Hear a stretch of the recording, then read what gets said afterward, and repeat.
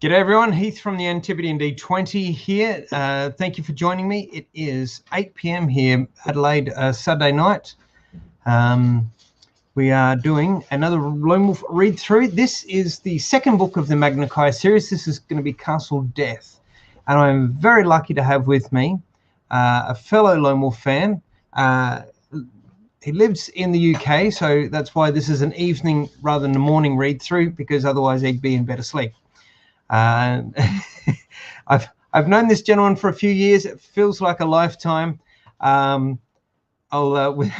Without much more fanfare, I'll bring him on. Please welcome Richard Penwarden. Hey mate, how you doing? Hello, I'm looking for this gentleman. I'm good. I'm good. And you? Yes, fantastic. And thank you for having me on. This is a real honor. Thank you. We've tried it a couple of times and it just not worked out timey-wimey, but the stars have aligned. That's it. You were meant to join me for book one, if I remember. And every time I tried to get someone to join me for a book, it just did not work, except for Renee Batsford for Dawn of Destruction, the Bannerden's adventure in the Magnum and Companion. I let you down then as well, because I had a little thing called work that I thought I may as well turn up to. They pay me, so I suppose I better do that. Yeah, well, that's it. I haven't trained my bills to pay themselves yet either. Alrighty. So I usually go through a bit of background about Lone Wolf and that sort of thing. Go for it. Tell everyone when you got into Lone Wolf. Oh, damn. Okay. So I would have been. I didn't start with book one. I started with book two, and it was. Right, neither did I. Book two, same here. It was at our local library at the bottom of the road. I had been reading the Choose Your Own Adventure books, and some of the fighting fantasy ones as well. And as you've said several times before, there was something a little bit different. The idea of taking a character and going from one book and then having some of the things and going to another book. I just thought that was really great. And the skills and that you can build on was wonderful. I didn't have all of the books, so my journey into Lone Wolf was kind of weird, because sometimes I would have some items and sometimes I wouldn't have some items, and sometimes I was this rank and sometimes I was this rank and sometimes I was this rank. So I had to go through the school library, the downtown library, my own collection. In fact, both school libraries, because I was between primary school and secondary school. So I had a really weird journey into Lone Wolf. It wasn't linear. Like the game books, it wasn't linear, it was non-linear. But yeah, so that was a long time ago now. Coming up to 40 years, isn't it? It's 2024, is it? 40 years of Flight to the Dark? Yeah, 1984 to 2024 would be 40 years Flight from the Dark. Yeah. We should do something. Wow. You should do something. We should do something. We'll put that on a list. We'll definitely put that on the list. Oh, background. You said background. You said background. I've got a background. I don't think my blue screen's working very well, so I hope this works, because I look like a right plank of it. Does that work? Oh, no. I'm away now. Yeah. I'm glad I've got a green screen, because I should disappear with this green from envy. Now I'm green. I'm green from envy, and I'm disappearing into the green screen. That's awesome. I'm green with envy because you can fit the t-shirt. I can't. I just got to wear. I got this old thing. Oh, nice. So anyone who doesn't know, Richard gave me this shirt. It was one of two that his mum had bought him. That's why I read through this really fast, because this just fits. It does not fit me. It only just. This one does. This one does. Oh, okay. This one does not. Huge amount of jealousy. That's it. I think show and tell's over. That's it. We got Jason Chu joining us from, I think he's in Singapore, but he says dinner time. Sorry, Heath. That's all right, mate. As long as you're listening. He joined me last time, which I'm glad to have him along again. If this is your first time watching, welcome. If you've joined me before, welcome back. As before, you can comment, make suggestions. I'll steer through the book a little bit. When we reach a point where I'll ask for a bit of help we will do that. But if I ask everyone's help for every section, it slows this right down. So we'll sort of guide through a little bit. Now, I usually read through the sections pretty quick. Richard, you're quite welcome to put your hand up to read any sections that you'd like to. It'll be up on the screen. Now, last time it seemed to be pretty darn good that we used the D10s, and I'm going to just push that button there and push this button here. And oh God, that's blinding. Turn that down a little bit, and then I will add this to the screen. This is a little dice tray that Richard gave me. This is Fighting Fantasy, City of Thieves. And we've got some D10s to use in place of the random number table, so we'll be using that. So, for example, when we need to roll when we would normally, under the book method, choose from the random number table. In this case, what we'll do is, oh God, I've overthrown it. We'll use the D10 into the dice tray, which I've been using before, and that seems to have worked. So I've got a few different ones. These are Q Workshop ones out of Poland. They're quite cool. Have you got that lucky one? The lucky one. Oh, I'm not sure which one. The one against Baraka when you used up your potion of Aleppo. Oh, I can't remember which one that was. God, I should have made a note of that. I should have just made a note. Roll them all and take the best. Yeah, hang on here. Let's try. All right, what's that? Oh, we've got a 9 on the Elven one, and we've got a 0 on the Clockwork Steampunk one. We'll have to remember that. Alrighty. Yeah.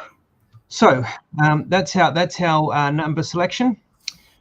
We'll bring up using Project Aeon as our read-through guide, as I have for the last 6 books. This was Joe's Millennium gift to everyone. In the year 2000, he gave rights to Project Aeon to host these books. So if you were missing a book from your collection, you could read through online. And I tell you what, it has been brilliant to be able to do this rather than hold up books and try and show the camera or show the camera here or do something like that.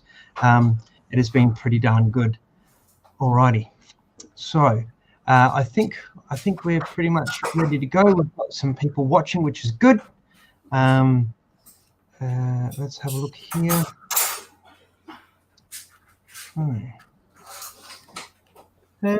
I think the only other thing to do, and I might just pop the Project Aeon out of the way for a second, is to show the books. I noticed you had a book earlier, Richard. You've got the second beaver printing cover there. Yes. So I believe that was the original. We didn't get a sparrow print because Sparrow only did 1 to 5. So it went to Beaver, and that's the Castle Death cover there. And then it went to the one you've got. Oh yeah. And then Red Fox came along, and we got this one. This is one I saw when I was. Yes, because you always say, and here's the one I know when I'm growing up, and I'm looking at it thinking, but that's the old, that's the new cover. That's the new cover to me. That's the new cover. I'll prove it. No, I'm sure you did. I don't know whose name's in this one. Is anybody's name in this one? No, you're good. It's unwritten. Yeah, so that was mine growing up. And then of course it was just as popular in the US, and that's the Pacer Berkeley cover. Cool. Now these were notorious. I think once you got past book 12, some of the 13, 20 were abridged, and there was a lot of broken links in the US. Yeah, so doesn't matter. So there we are. So there's the 4 books there that we had. Where's the pull up the? Got the collectors. Oh, you got those 4, yeah. I do. It's on the shelf over there. I just don't want to break the spine on that. Because you're a collector. Alrighty. Yeah, that's it.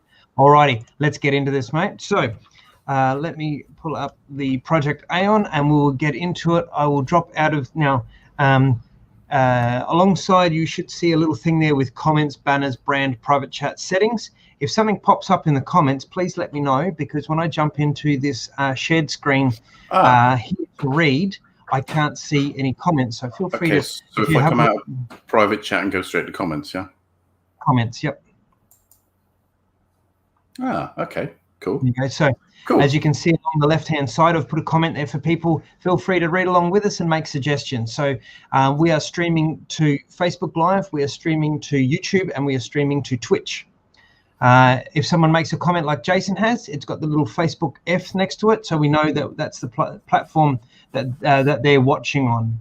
Cool. Alrighty. Quick question. So, quick question. Are you going to do the dedication, or are you getting to that bit? That's why when I begin this, I go quickly through all of the bits and pieces. Then we'll get to the skills, the equipment, gloss over the combat, and then we're into section 1. Cool. Okay. Righty. So Lone Wolf, Last of the Kind Masters. This is Castle Deep. This is the 7th book of the series. Joe graduated, as you can see, graduated at 74. He toured in the music industry, Europe, United States. 1977 discovered Dungeons and Dragons, loved it, realized there was huge potential. He then came up with Magnum as his own homebrew for Lone Wolf, participated in the 1982 Advanced Dungeons and Dragons World Championship and won it, first Brit to win it. Decided that he would take his homebrew and make it into a game book based on, I think he saw the success of Fighting Fantasy and went, let's do this. Gary was someone he knew, got Gary to do all the illustrations. We're glossing over this very quickly because we want to get into it. So Project Aeon, and we'll go to forward. So dedicated to all the members of the Lone Wolf Club, may their endurance never run out. So that was, I'm pretty sure that was in the front of the, so you can see there, and maybe I should. I love this. Because the first time I ever felt a book was dedicated to me. Because I was a member back in the day of the Lone Wolf Club, and to read that was like, oh wow, that's me. So that was really sweet. That was really nice. By extension, the Lone Wolf Facebook group or any of the other Lone Wolf groups are now what was the Lone Wolf Club. So if you're a member of any of them, this book is dedicated to you. Yes, indeed. Yes, indeed. Which that was really cool because he dedicated each book to someone different, and I love that. And that's why, like, as soon as you said, I'm like, I know what he's angling at. But yes, to have a book dedicated to you, the reader, and a member of the Lone Wolf Club, even though I was confession time, I was never a member of the Lone Wolf Club back in the day because a lot of stuff to post to England for this sort of thing. You had to have international reply coupons. I convinced my father to take me to the post office. I asked the lady there about an international reply coupon, and she gave me this very concise answer. So I was bum out of luck. I was bang out of luck joining the Lone Wolf Club or filling out any of the little things in the back of the books. Any of the little things in the back of the books. So let's have a look here. Whilst you're looking, you carry on. You could fill out and get like shirts and what have you. And there was, the Lone Wolf game, which we'll cover a lot later. As you can see, I marked out the books I wanted, and when it came time to posting it, I couldn't. So had to convince the bookshop to get them in. But that's all right. That's good. G'day, Michael. We've got Dead Aussie Gamer, good mate of mine. He's watching as well. Love your work, mate. He's in Perth in Western Australia. He is mad keen for social interaction, gaming, streaming, that sort of thing. We had a great chat the other day. Watch this space. There's lots of collabs on the way. Alrighty, let's really get into this because we are now nearly 20 minutes into this. Got my bookmark. Dedicated to everyone. Sorry, mate. I got my bookmark. You got your bookmark. Nice. Cheers. My lucky bookmark. You better be lucky. It's going in the bin. the stress and pressure. If we die, I will never live this down. You know this. Yeah. And that's the thing with this game, and we're jumping ahead a little bit here. With the book, if we get killed in combat, If we have an insta-kill, which is where you turn to a section that unfortunately Lone Wolf dies, That'll be him. tradition is you go back to the start of the book and start again. Hardcore tradition is you go back to book 1 and start again. We're not going to do that tonight, just for the sake of brevity. Yeah. If we get killed in combat, or we get turned to a section where Lone Wolf unfortunately meets his demise, what we'll do is we'll go back to the next safe chapter. Yeah. Last weekend when I played Castle Death, we almost got right to the end before dying. We got killed, and I had to go back 3 sections to get to a point. Kingdoms of Terror. Kingdoms of Terror. What did I say? You said Castle Death. What did I say? Castle Death. Oh no, that's what we're playing now. Yeah. Kingdoms of Terror. Sorry, last week when we were playing Kingdoms of Terror, I had to go back 3 sections because we met our demise from the Dakamid a little bit too early. You didn't read the clues, but Michael said, yeah, I know. I didn't read the thing properly as well with the combat. Oh yeah. Mike says, "Love you guys. Gonna lurk and link. Please do." G'day, mate. So if anyone loves gaming and D&D and streaming, go look for the Dead Aussie Gamer. Find him on Twitch. Find him on YouTube. Find him on Facebook. Give him a like and a follow and a subscribe and all that fun stuff. So that's the acronym DAG. Does that DAG mean something to Australians? DAG. Not that I'm aware of. I mean, you can be a dag and you can be like a bit daggy, bit sort of happy, but in a friendly way. Right. But we don't know whether that's the way that sort of Michael's wanted it to work out. But Totally unrelated. The only thing, yeah, dag. Do you like dags? Oh, you mean dogs? Let's go. All right. Oh yeah. Sorry. Oh, you are not doing anything. Sorry. Right. Okay, go for it. Acknowledgements. So like I said, Joe was especially. I would be especially pleased if granting my rights to distribute my books in this way is seen as Millennium Gift to all those devoted readers. So a really cool thing that Joe did, and the team here at Project Aeon. So you can see the guys here. There's some long hours these guys have put into converting this, and we say thank you very much for your work. I don't think I give these guys and girls enough props when I read this through, only because we're pushed for time. But Project Aeon, hats off to you. Well done, and thank you for converting Joe's dream into the digital realms. So there we are there, and we'll keep going. Story so far. All right, now usually I read through this. I think we've kind of chewed up a bit of time. So basically, Lone Wolf is the last surviving member of a warrior monk-like monastery called Kai Lords. Their first one was Sun Eagle. He vanquished some of the bad guys over the mountain range called Dark Lords. The biggest one he killed was Vashna, and he then brought about this Kai warrior monastery and tradition. He found these. He got to a certain point where his innate abilities sort of hit their ceiling, and he was then sought out these things called the Law Stones, and they would then help for him to branch further into his training and be able to guide the next this first generation of Kai Lords through. So we'll spin through that a little bit where is it here? So much of Sun Eagle's scripts, the Book of the Magna Kai, which we found in Book 5, brings this lore to Lone Wolf's mind. It illuminates that there are 7 Law Stones of Nixator to find. We go to Vareta to look for the Law Stone of Vareta, only to find out it's not actually in Vareta. We then find our way down to Takaro, which was in the middle of a battle, like a heated war, and we were able to find the Law Stone of Vareta in Takaro. By touching it, we absorbed a lot of the power out of it. It said it was only a sort of a clear crystal sphere left, but it gave us the ability to defeat the end of level bad guy, and then gave us this vision of this next stone, Herdos. So the remote township of Herdos stands upon the shore of Lake Kor, high in the Zulan mountains of Desai. Here the elder Magi, the magicians who rule the land, helped Sun Eagle on his quest long ago. Time has turned full circle, and once more their aid is sought by a warrior of the Kai.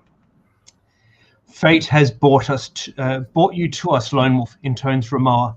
speaker for the High Council of the Elder Magi, as you stand before them in the Tower of Truth at Elzian. Our fate is bound to your quest. His clear voice fills the great cylindrical council chamber, and the white-robed elders gather around you, respond with one voice. It is so. Ramoa leads you to a circular dais set like a deep well in the green marble floor. Carefully, he kneels and touches its liquid metal surface with his gloved hand. A current flows through the shimmering metal, and within its mirror-like depths, a strange vision slowly takes shape. You see a black-walled fortress set upon a rocky isle, its deep purple shadows reflecting in the dark waters of a moonlit lake. You see before you Khazan-ud. The lawstone of Herdos rests in this castle, deep within its accursed halls. We will take you to this fortress, Lone Wolf, but you must enter alone, for our powers hold no sway over the forces that command this terrible place.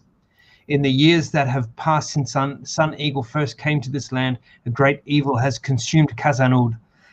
We lack the means to destroy this evil, but we have labored to contain it, to prevent it from spreading beyond the Isle of Kor. Some of the bravest warriors of Magnemon have tried at our behest to defeat the power of Khazan-ud, yet all have perished. But fate now brings us a Kai Master, and our hearts rejoice. For the success of your quest will defeat the bane of Khazan-ud and deliver us from its evil shadow. A ripple of hopeful whispers arise from the circle of elders when they hear you state that you will go to Khazan-ud. As they accompany you from the council chamber to equip you for the dangerous mission ahead, you ask the meaning of the words Khazan-ud. An uneasy silence descends on the dignified company, and all eyes turn to Ramoa. In the language of the Sumlanding, he says, his voice wavering, Castle Death. Well, that's it. I'm out of here. Oh, gee, thanks. Yeah. Well, hey, that's it. Like, if they'd have said, yeah, like, you're going to have a picnic in Kew Gardens and we're going to bring cucumber sandwiches, yeah, I'm pretty sure that Lone Wolf might not have been needed. So it's never going to be Castle Butterfly, was it? Yeah. Yeah, no Castle Butterfly, that's for sure. Oh dear. Alrighty. So the game rules. You keep a record of your adventure on your action chart. In which case, as we have previously, I'm writing them out to experience that really old school vibe. Can't beat it. So, first things first. Combat skill, and that is your physical characteristic. That is sort of looks after a lot of your physical abilities, your physical trials and tribulations. With Lone Wolf, we carry over from last book. His base score is 15. He's got the Summer Sword, which is a +8 weapon. And this is like a D&D terms. This is like a holy relic. And this is kind of a little bit of marketing, I think, on Joe's behalf to make you have gone and got the books and read through to collect all these things. Our weapons. Hey? Sneaky. Sneaky, that's it. But we like Our weapon skill allows us to add 2 to that to have a +10. We do not have weapon mastery, the Magna Chi skill yet, so we're capped at that 10. That you get 3 from weapon mastery. That does not stack with that. I think it means that it goes from 2 up to 3. Yeah. So at the moment, we've got the Summer Sword or Summer Sword. How do you? I grew up with it being a Summer Sword, so that's how I say it. It's one of the only things I haven't self-corrected for, because Summer Sword sounds a little weird in my ear. I've made the leap from Gaiac to Giac. There's a few other words I think I've been corrected on. If there's anything you differ in my pronunciation, please tell me. Practically everything you said earlier so on. We've got other things. We've got a shield that adds 2 to this number. We've got a silver helmet that we got in Caverns of Cult in book 3 that adds 2 to this number. So our base from 15 is actually 29 at the moment. And Richard pointed out that last week when we played and missed out on the silver bow of Jordan, we could have got it because I forgot to add that the helmet should still give you a bonus. So, well, c'est la vie. Oh, well. It's nice that you take a different route. You can. It's still possible even without it. That's it. That's it. That's it. So our base 15 comes up to a working combat skill of 29, which is pretty good. The next one is endurance points. Endurance points represents your stamina, your constitution, your health, your hit points. Call them what you want. Our base is 28, and we get a +4 from a chainmail waistcoat in our special items to give us 32 endurance points. Okay, so we can scroll on from those. So we don't need to pick any of those things. If you successfully complete a previous, you can carry over. You can carry over weapons and special items. We've got stuff in our backpack, and this is one of the things that's always been a bit of a bugbear to me, especially depending on how quickly you carry over from one to the next. Now, from book 5 to book 6 was a couple of years, and like we had one lot of meal, like a meal ration in there, which probably would have got consumed ages ago. With the backpack we were left with, we've got 2 handfuls of Aletha berries. We've got a map of Takaro, a map of Luyan, a mirror, a meal, a rope. Now, the Aletha berries, I'm pretty happy to say, look, hey, we probably wouldn't have, we would have used them in the interim. The map of Luyan, the map of Takaro, if we'd have gone back to the monastery, we've probably left them there. We don't need those. The rope we may have still kept. Who knows? The mirror we may have still kept. So what's your thoughts on carrying over backpack weapons, Richard? I always do it. Whether I'm allowed to or not, I always do it. So it's entirely up to you. I'm happy to be pointed out that it's wrong, but I do always do it. That's right. So, all right, we'll get down to that when we get to the equipment section. Okay. It does say during your travels, plural, rather than your travel, you'll discover useful items under backpack. So I'm going with that. More than one travel, more than one book. I'm going with that. Okay, so let's get to disciplines. We have 3 out of the 10 disciplines. We have divination, which is sort of a 6th sense with extra things. Where are we? Oh, Jason says bring as little as possible. Okay, Jason. Okay, well, we'll definitely take that. Bear that in mind. That's it. Where is divination here? Have I scrolled past? I knew you was going to say that. Mine Bring is as little the very as possible. last one on mine. Here we go. So divination enables us to detect invisible or hidden enemies, alerts us of imminent or unseen danger. That's what the kick up was from 6th sense. The basic skill to divination, the Magna Chi skill, is you can you may be able to communicate telepathically with another person or sense if a creature possesses psychic abilities. So that's pretty cool. Hunt mastery, which is the next skill up in the Magna Chi from hunting. So if we scroll back here, again, like hunting enables you to find food. With hunt mastery, it gives you the ability to ignore any extra loss of combat skill when you are surprised or ambushed. So traditionally, if you get surprised or ambushed, you take away a set number of combat skill points that the section will tell you that Joe has designated when he was writing. Usually 2, but sometimes I've seen up to 4, I think, from memory, when it's a particularly nasty set of situation. But generally 2 is the amount of combat skill points that you temporarily lose for a set number of rounds, usually the first round, maybe the second round, depending on the situation. So this enables us to ignore that. The third one we have is Psi Screen. Now, Psi Screen is not Megatron's sidekick in Transformers. Next one. There you go. There you go. So Psi Screen, and as well as being able to block a mind force against you, it also enables you to have a defense against supernatural illusions and hypnosis, which is kind of handy, you know. Here's your orange sherbet. So we get to make sure that we don't get tricked one way or another. We now get to select a 4th skill. We get to select. So we've got Essentially, this is what the Law Stone's given us, isn't it? When we touch the Law Stone, it gives us a new ability. Yeah. So that's what we've got from touching it, basically. So weapon mastery, which would have been handy last time for the bow. I haven't got over that, as you. Animal we control. Should start a support group. It's a tough fight. Enables you to fight in the saddle, communicate, help influence creatures. Curing is the next level up from healing. Healing, I'm still using that 1 hit point regain every unnumbered section, but curing, as well as enabling you to do that, also enables you to identify, herbs, roots, and potions. Also enables you to cure disease, blindness, and large combat wounds by the look of it.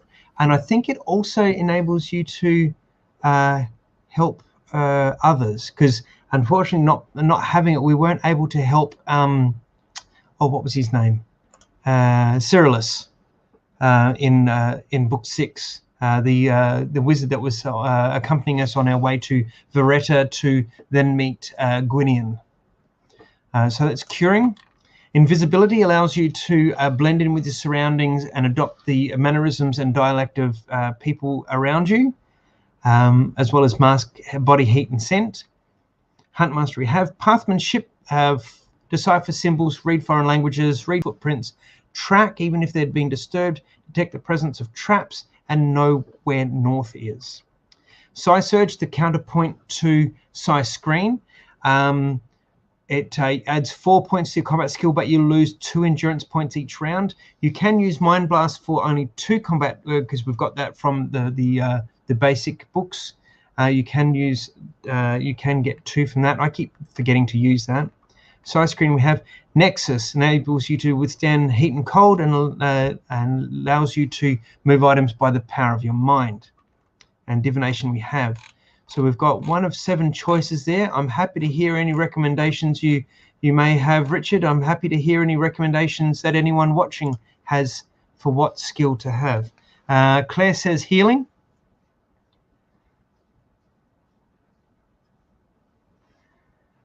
What's your thoughts, Richard?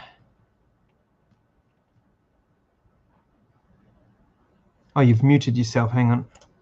I'll Oh, your mic isn't connected.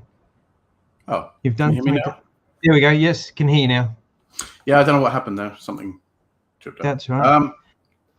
Invisibility Jason, or curing, says Jason. Yeah, Jason says. So Claire says healing.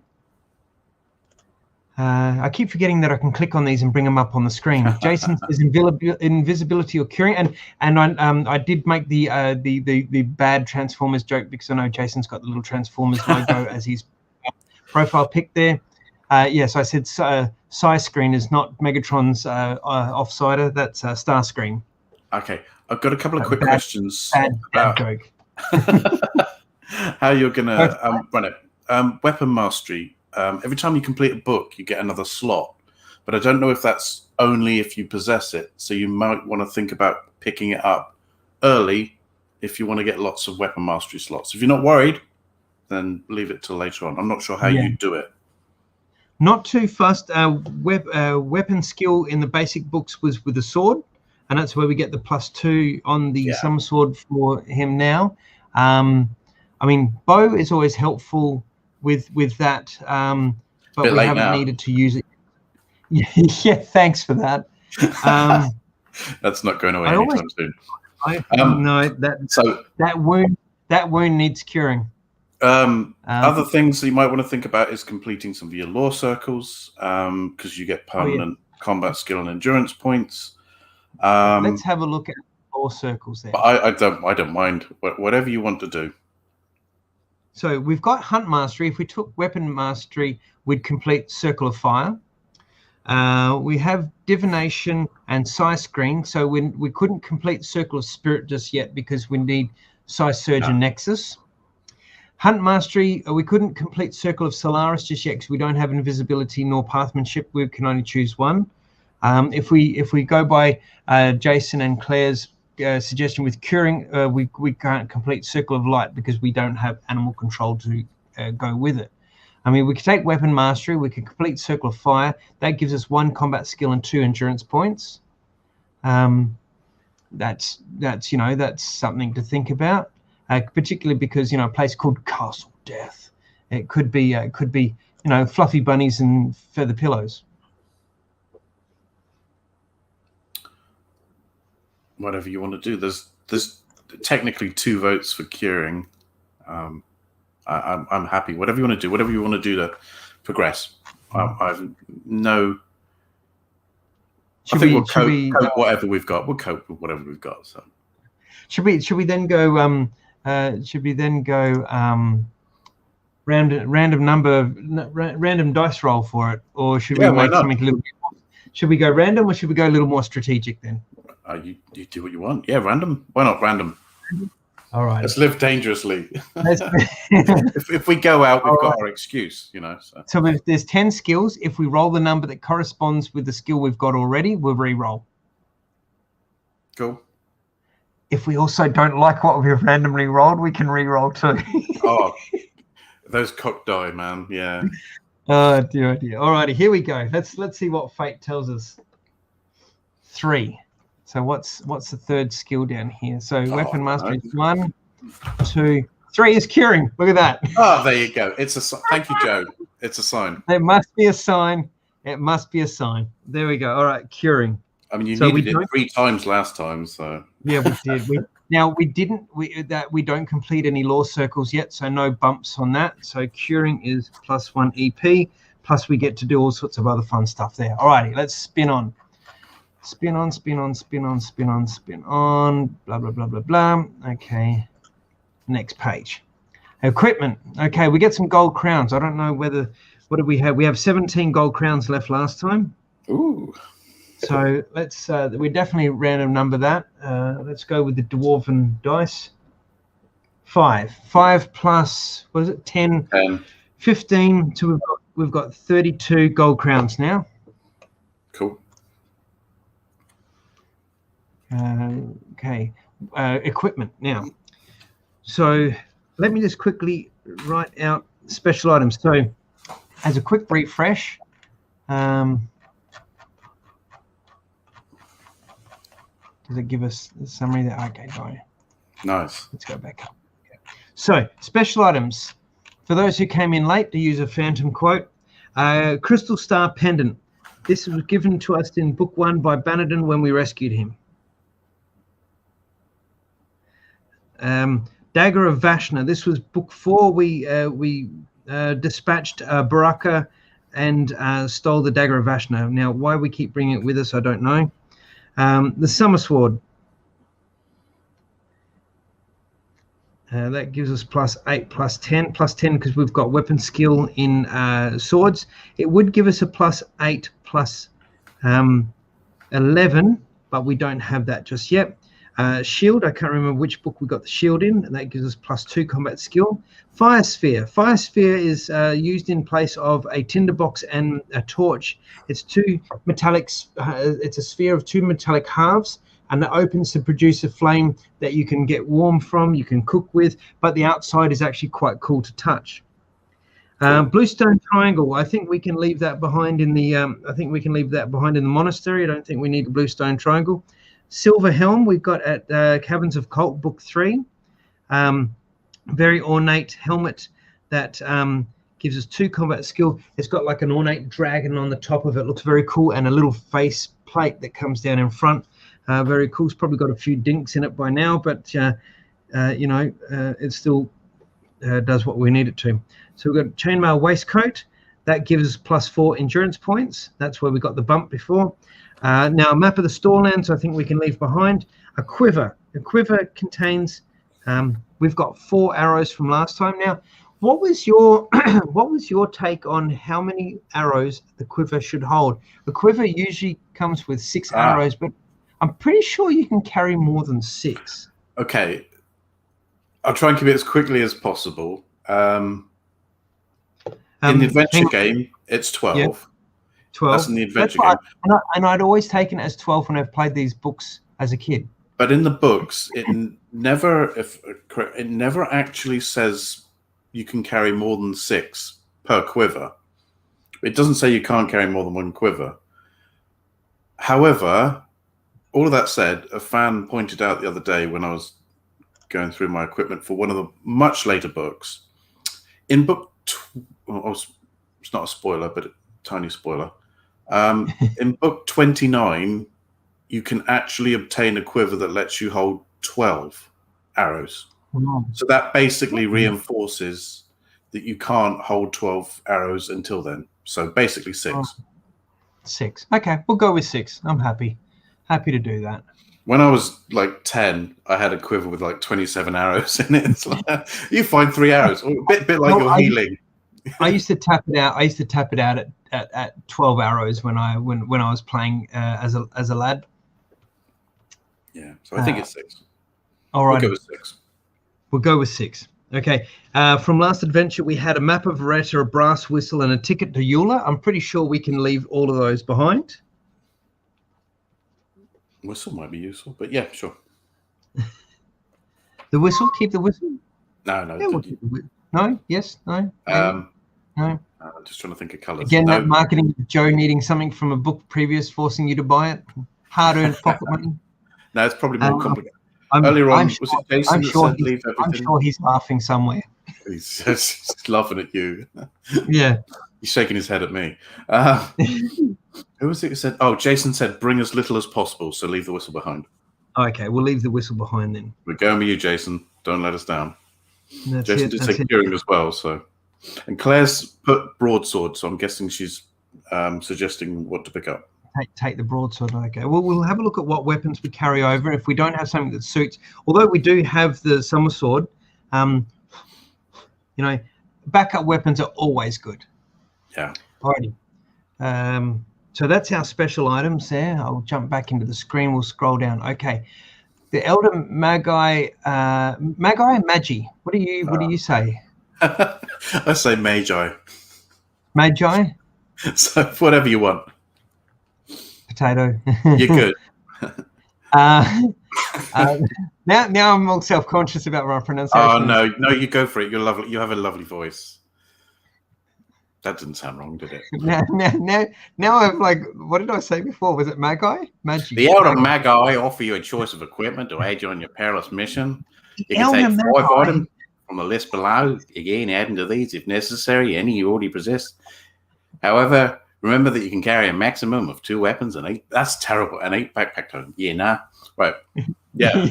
You can have 5 things. Up to 5. Yeah, nah. Apologies to anybody that's Australian or knows anybody Australian or wait, that was Australian.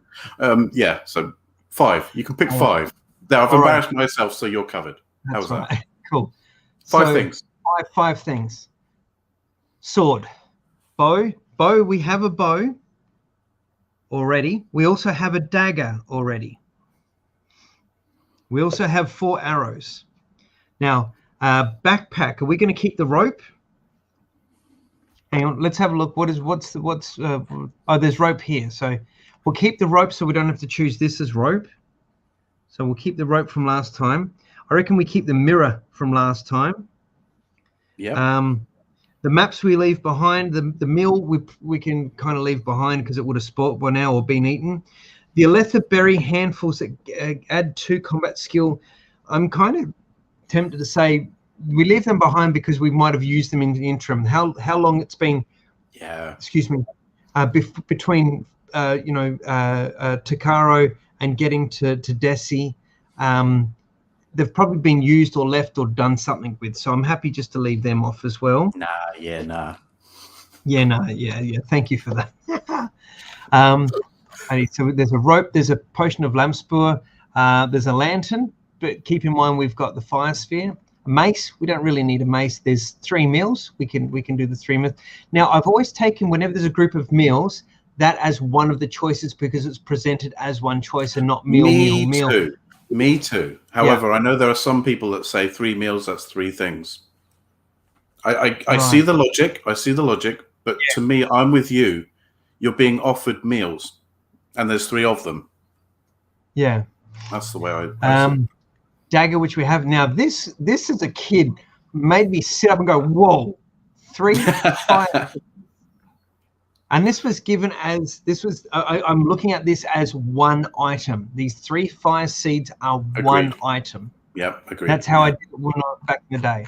So I'm thinking, leave the sword, leave the bow, refill the arrows. So there's 1. Okay. Rope we don't need. Potion there's 2. Lantern I don't think we need because we've got the fire sphere. Mace we don't need because I think we're kitted out with weapons already. Meals makes 3. Dagger we don't need. Fire seeds makes 4. And if you really want to get picky, let's use the 5th up by the meals as well. I totally agree. Okay, so let's bump arrows back up to 6. Rope, okay, potion. I don't think we're going to be able to hunt much inside the castle. That's exactly right.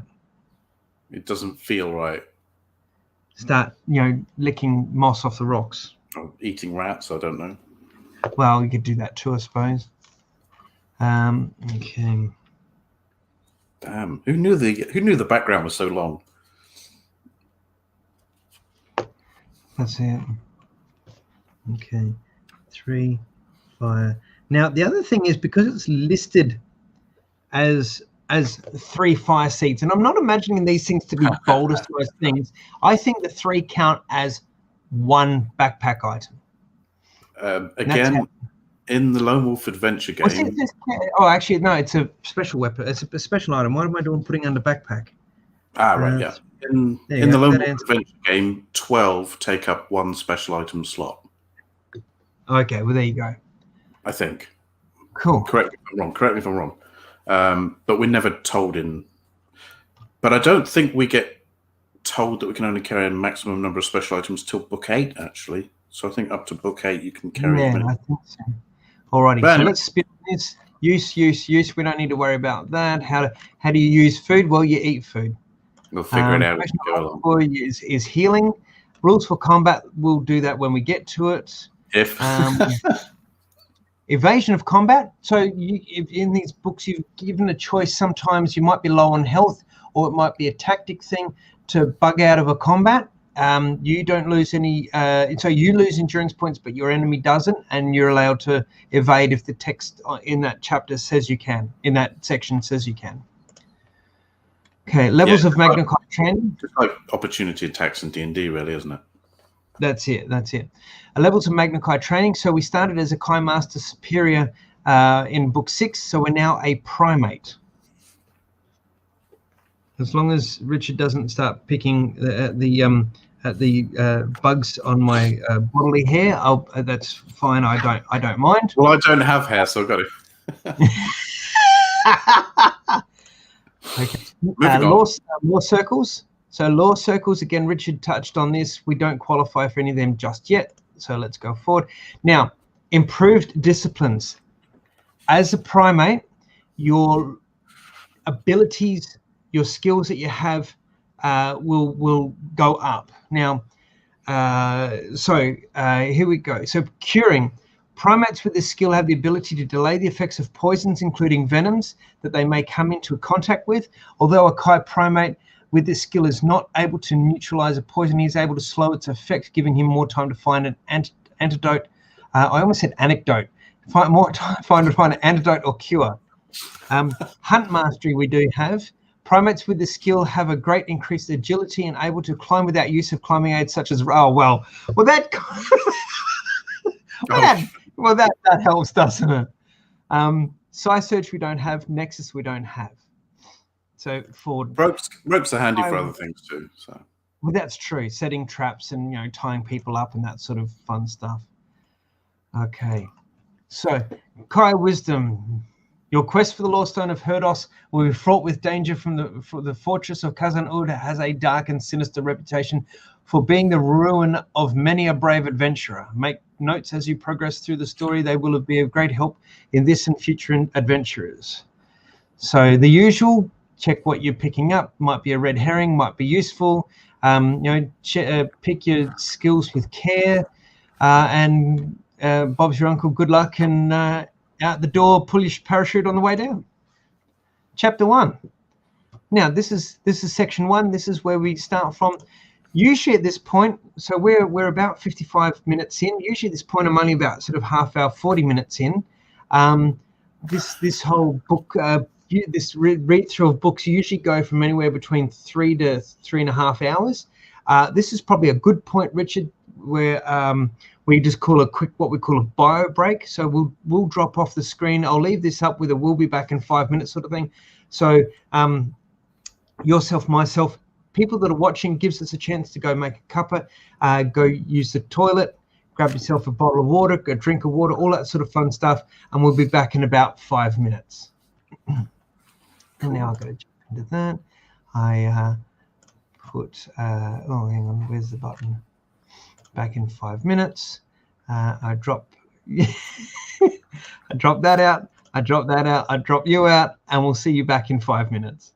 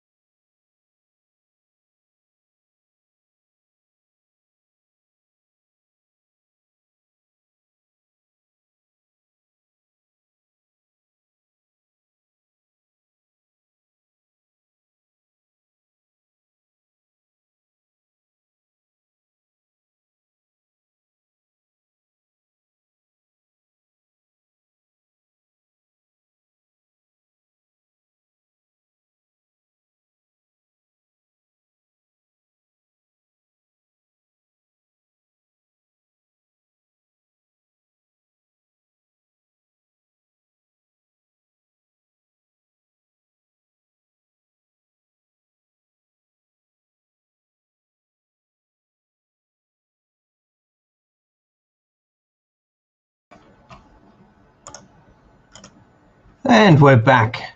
Thank you for waiting around. Let me add Richard back in. Hello. Oh, who's showing off with background pictures now? Nice. So nice, quick scene change there. No idea what you're talking about. All righty, let's bring up that. All righty. Oh yeah. And let me change some of this around to that. Okay, so where are we up to? That's right. So we've got all our stuff. We're ready to go. Let's see. We've got a skill. We've got our stats. We've got arrows. We've got weapons. We've got special items. We've replenished our backpack. And Mum's given us a packed lunch, and we're off to school.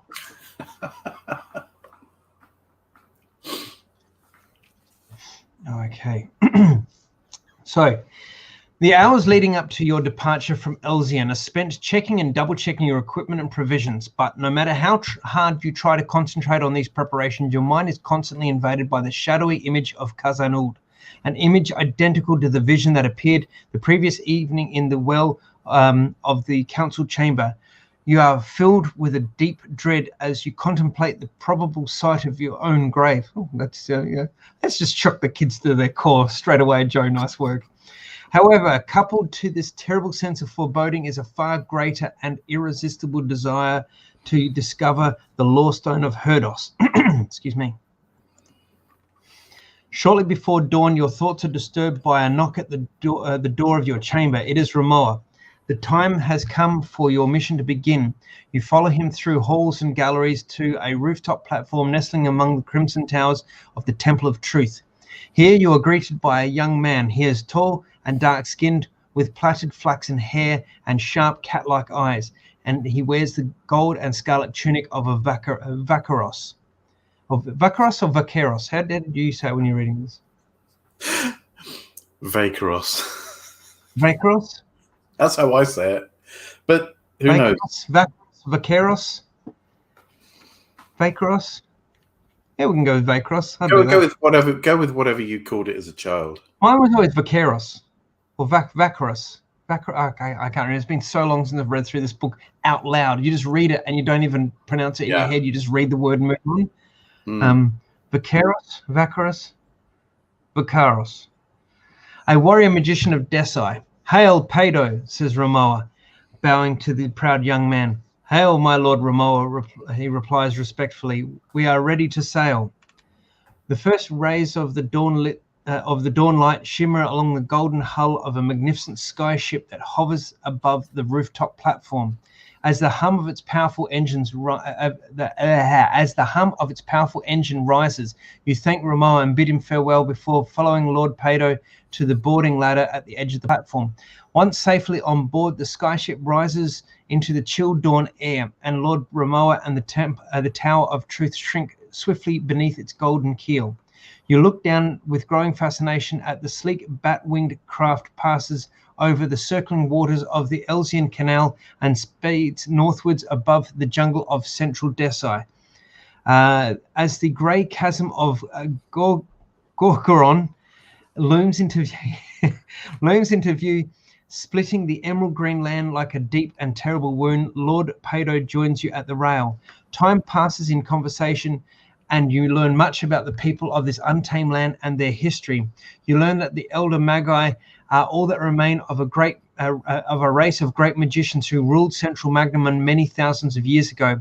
They were wise and powerful, and their leadership was great until their numbers were decimated by a plague that swept across the world.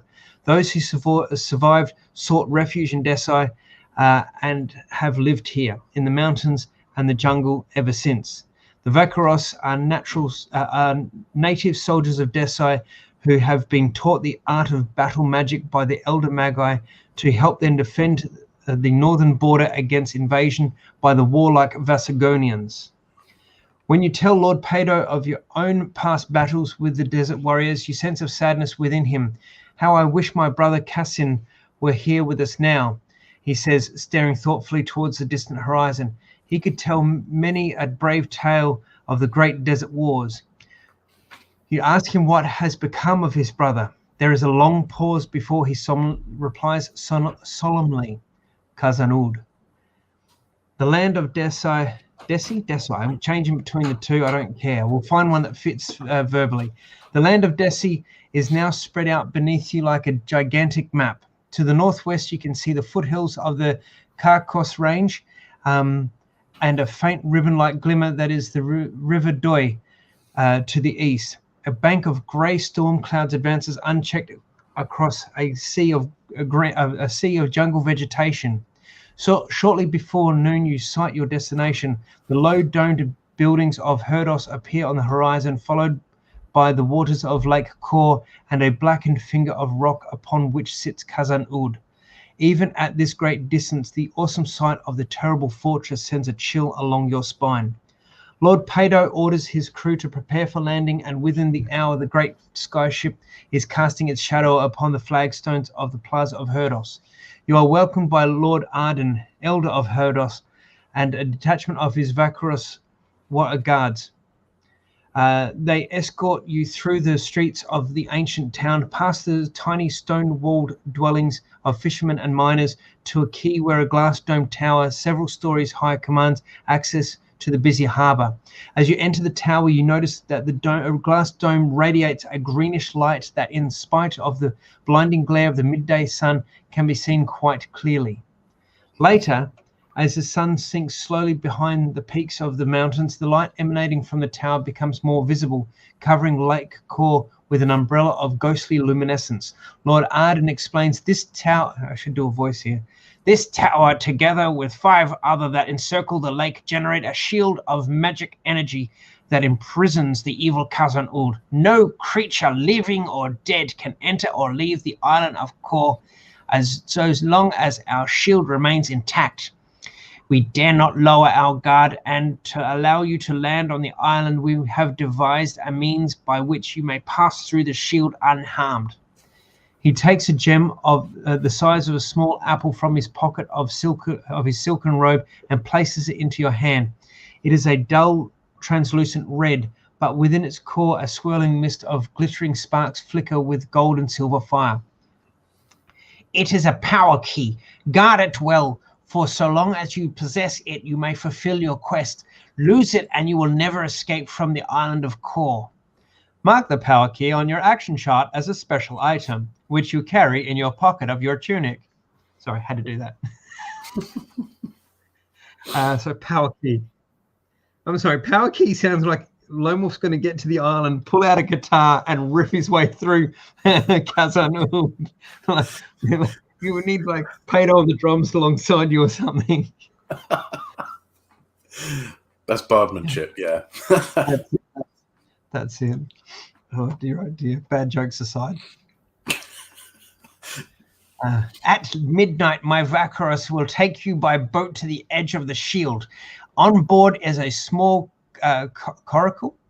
Coracle, yeah. I know it's a small boat, coracle. On board is a small coracle in which you can pass through the shield and make your way to the island of Kor.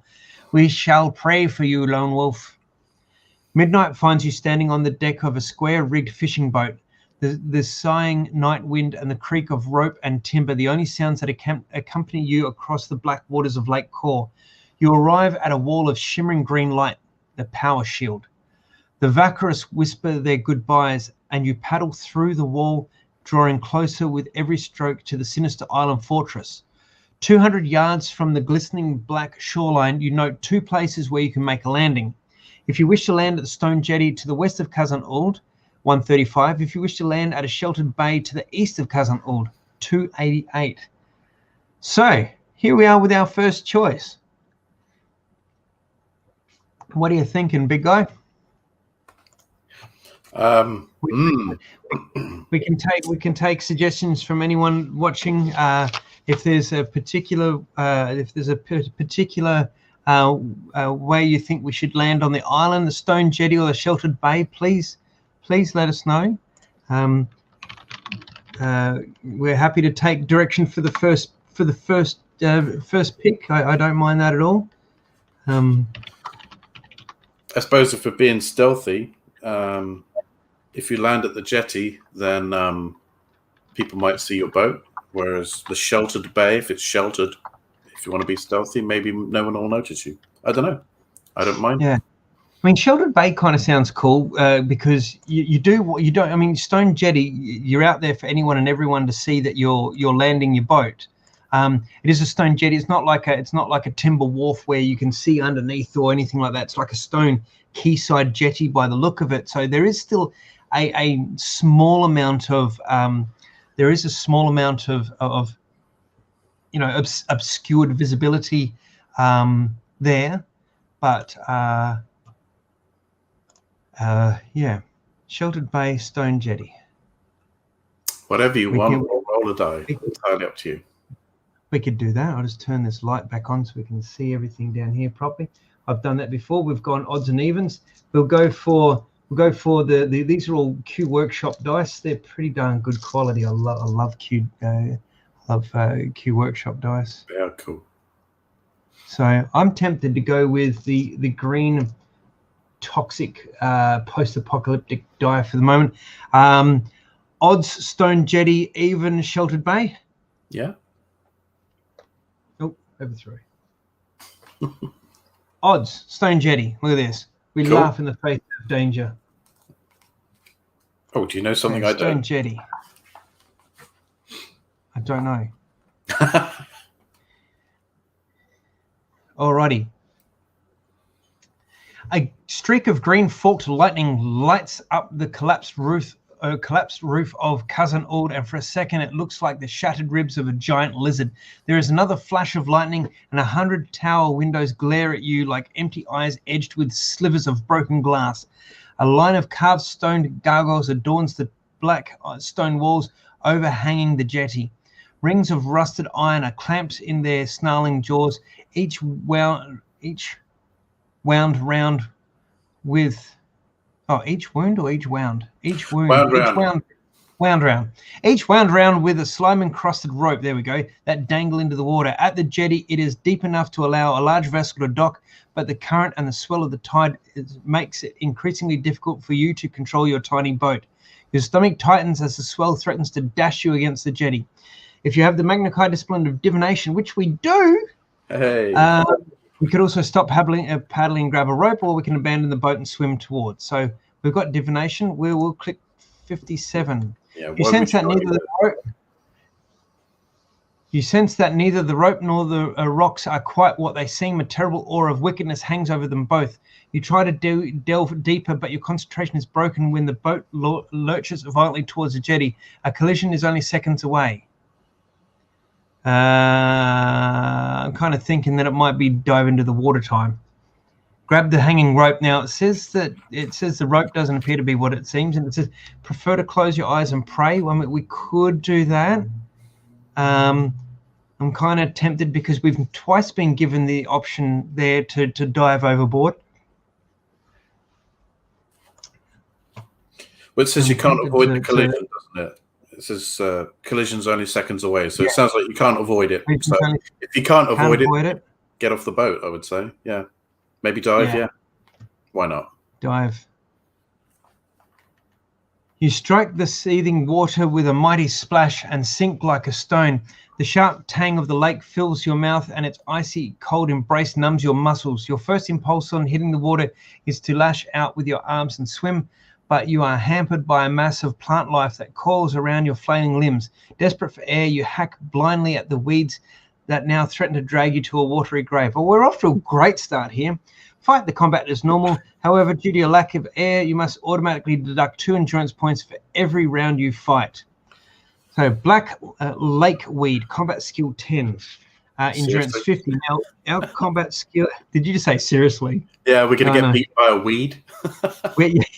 Hey, oh no, we have to go back to book 6 and choose the bow now. I'm not helping you. Combat skill 10. Now, so this is our first combat. So anyone who has joined us for the first time, combat is resolved. Now, Lone Wolf has a combat skill of 29. Combat is resolved by taking Lone Wolf's score, taking away the score that his opponent has, and you come up with what they call a ratio. The ratio then corresponds to a table, which we're going to go to in a moment, and we roll randomly to see how well the combat's going. So the ratio in this respect, lone wolf is 29, the lakeweed is 10, so that's a combat ratio of 19, which is pretty darn good. So if we go table of contents, scroll down here to combat results table. So we need a 19, a positive, so we stay away from the first this first page. Second page, so combat ratio along the top there, 0, 1, 2, 3, 4, 5, 6, 7, 8, 9, 10, 11 or greater. So we're on the last column. And then along the side there where it says random number, 1, 2, 3, 4, all the way down to 9 and 0 is 10, is where we're at. So we have a combat ratio of 19. The weed has 50 endurance points. We have 32. And we will start rolling randomly to see how we go. Sit. That's not going to sit there, nice. Just sit there. Yeah. Alrighty, what dice you want to use, mate? Any choice, or I can just pick one randomly because we're running. Oh, hang on. Here we go. We're going to use forest. We're going to use forest green. Green against we're fighting plant. Yep. That's it. I agree. Green forest versus black lakeweed. Here we go. So the first number is a 7. So if we have a look, we the column on the right hand side, we go 7 across there, shows 18/0. The weed loses 18 hit points. Sorry, not hit points. So endurance points. So it's down to 32. Lone wolf loses none. So we're still on 32. So let's roll it. Heath. But he does. We lose 2. We lose 2. I was coming to. As soon as he said but, I'm like, I've forgotten it. So we go down to 30. I was testing you, Richard. You passed. Well done. Thank you, Heath. Pass out. I'm getting so enthusiastic here. And so come on in. Next round. Come on. Round 2. Round 2. I'm trying to look. I can't see down there. What have you rolled? What is that? A 1? Is that a 1? No, that's a 0, my friend. Oh. A 0. A 0 is a very special thing. A 0, if you have a look here, lines up with K/0. So in this instance, Lone Wolf is so much better than his opponent. He has outright killed his opponent. He still loses the 2 endurance points to go down to 28, but he has killed his opponent outright.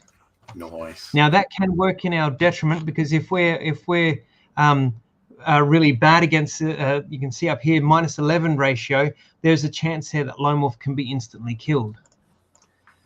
So we'll turn to 158. Cool. We're still alive. Yay. Oh, snap. Gasping for air, you claw your way to the surface and swim for the rocky shore. Heaving yourself from the cold water, you crouch down breathless and exhausted beside a line of huge boulders half buried in the cold black sand and take stock of your belongings. You have lost 2 items from your backpack, and all the food has been ruined by the tainted water. Cross off meals. 1, 2, 3, and erase 2 backpack items of your choice. We have only 3 backpack items. It would have been meals. Rope. Yeah, it would have been meals. Rope, mirror, or potion of Lamspore. I think we can get rid of the rope. I think we can get rid of the rope. As you said, we got climbing. Rope's gone. Yeah. Mirror or potion? That healing potion is useful, and the mirror could be useful. Could be useful too. But the potion's definitely useful. So do you go? The potion's definitely useful. Definitely. The mirror might be. The mirror was from the last book as well, so we don't know how much. Not metagaming, but how much Joe's brought over from one to the other. I don't know how much he's done that. I'm almost tempted to say, ditch the mirror, keep the potion. Me too. I'm seeing nothing in chat at the moment, so I guess if nobody writes anything, they agree with you. So I don't know. Yeah, nothing's appearing, so yeah. I'd say keep the potion and ditch the rest. Bit of Yorkshire tea, thank you. Wait, that means you're more north and more south than I am right now. How is that even possible? Yeah. It's Yorkshire tea from Arrogate. Wait, you better not be Sean Bean, because you're not going to make it to the end of the book. Yeah. Don't you Claire love says yeah. copper when it's right temperature? Yes. Claire says yeah, and we won't argue with Claire, so. No, I don't argue with Claire. She's a lovely viewer. She tunes into every video I do, and I'm very grateful for her support. For her what? Keeping an eye on you? Oh, for her support. Alrighty. Yeah, let's ditch the mirror, keep the potion. Cool. Mirror's not going to heal you. A potion won't help you see around the corner, but a mirror's not going to heal you. So, okay. So no sooner have you managed to control your breathing than you hear the sound of scraping, as if some heavy weight were being dragged across the rocks to your left. A vertical crack appears in the surface of the nearest boulder, and a sickly yellow light washes over you. It is not a boulder. You are staring at a huge eye. Oh, well, that's just wonderful. If you wish to draw your weapon and attack, turn to 265. If you wish to leap to your feet and escape towards the sheer rock base of Khazan Uld. Yeah, no, don't ask me, mate. Already had one. Is it time for Bridge to Engineering Warp 3, please? we could book it. I mean, or we could fight. I don't know, whatever you want to do. Let's have at it. Let's have at it. Cool. You plunge your weapon into the monstrous eye, and gouts of a luminous jelly-like substance pour from the wound. A ghastly, inhuman scream of pain rises from the ground beneath your feet. Jets of hissing steam erupt through the sand, and a stinging cloud of grit assails your eyes. There it is there. You reel backwards, shielding your face from the blast, but an unexpected blow to your legs sends you sprawling to the ground, lose 2 endurance points. Now, I forgot see, this is where a little bit of the how do we do this. Last section, I forgot to add the 1 endurance points recovered because of curing. Yep, I've just thought that. But in this one, and I'll add that now, so we're 29. Sequence. It's an action sequence, isn't it? And you think, can I heal myself with this action? Yeah. Even though there's no direct combat here, you're in the mix. So I'm happy to go with no healing on this section. No healing here. We'll take 2 away. So we're on, for those playing at home, we're on 27 endurance points now. Before you can rise, a warty green tentacle coils round your waist and pulls you slowly towards the mutilated eye. If you have the Magna Chi discipline of Psi Surge, which we don't, so we'll have to go to 121. Hope this is not an instant kill. Yes. My goodness. The tentacle lifts you into the air, tightening its grip with each passing second until almost all the breath is squeezed from your lungs. Suddenly you are hurled towards another massive boulder, which opens to reveal a monstrous jaw dripping with loathsome saliva. You are swallowed whole. Your life and your quest end here. Man, an insta-kill so early on into it. Now I should come more often. Yeah, thanks, Richard. So what I say? All right, I'm out of here. Thanks. It's been a blast. Catch you later. Is he gone? The power's all mine. I don't know what to press.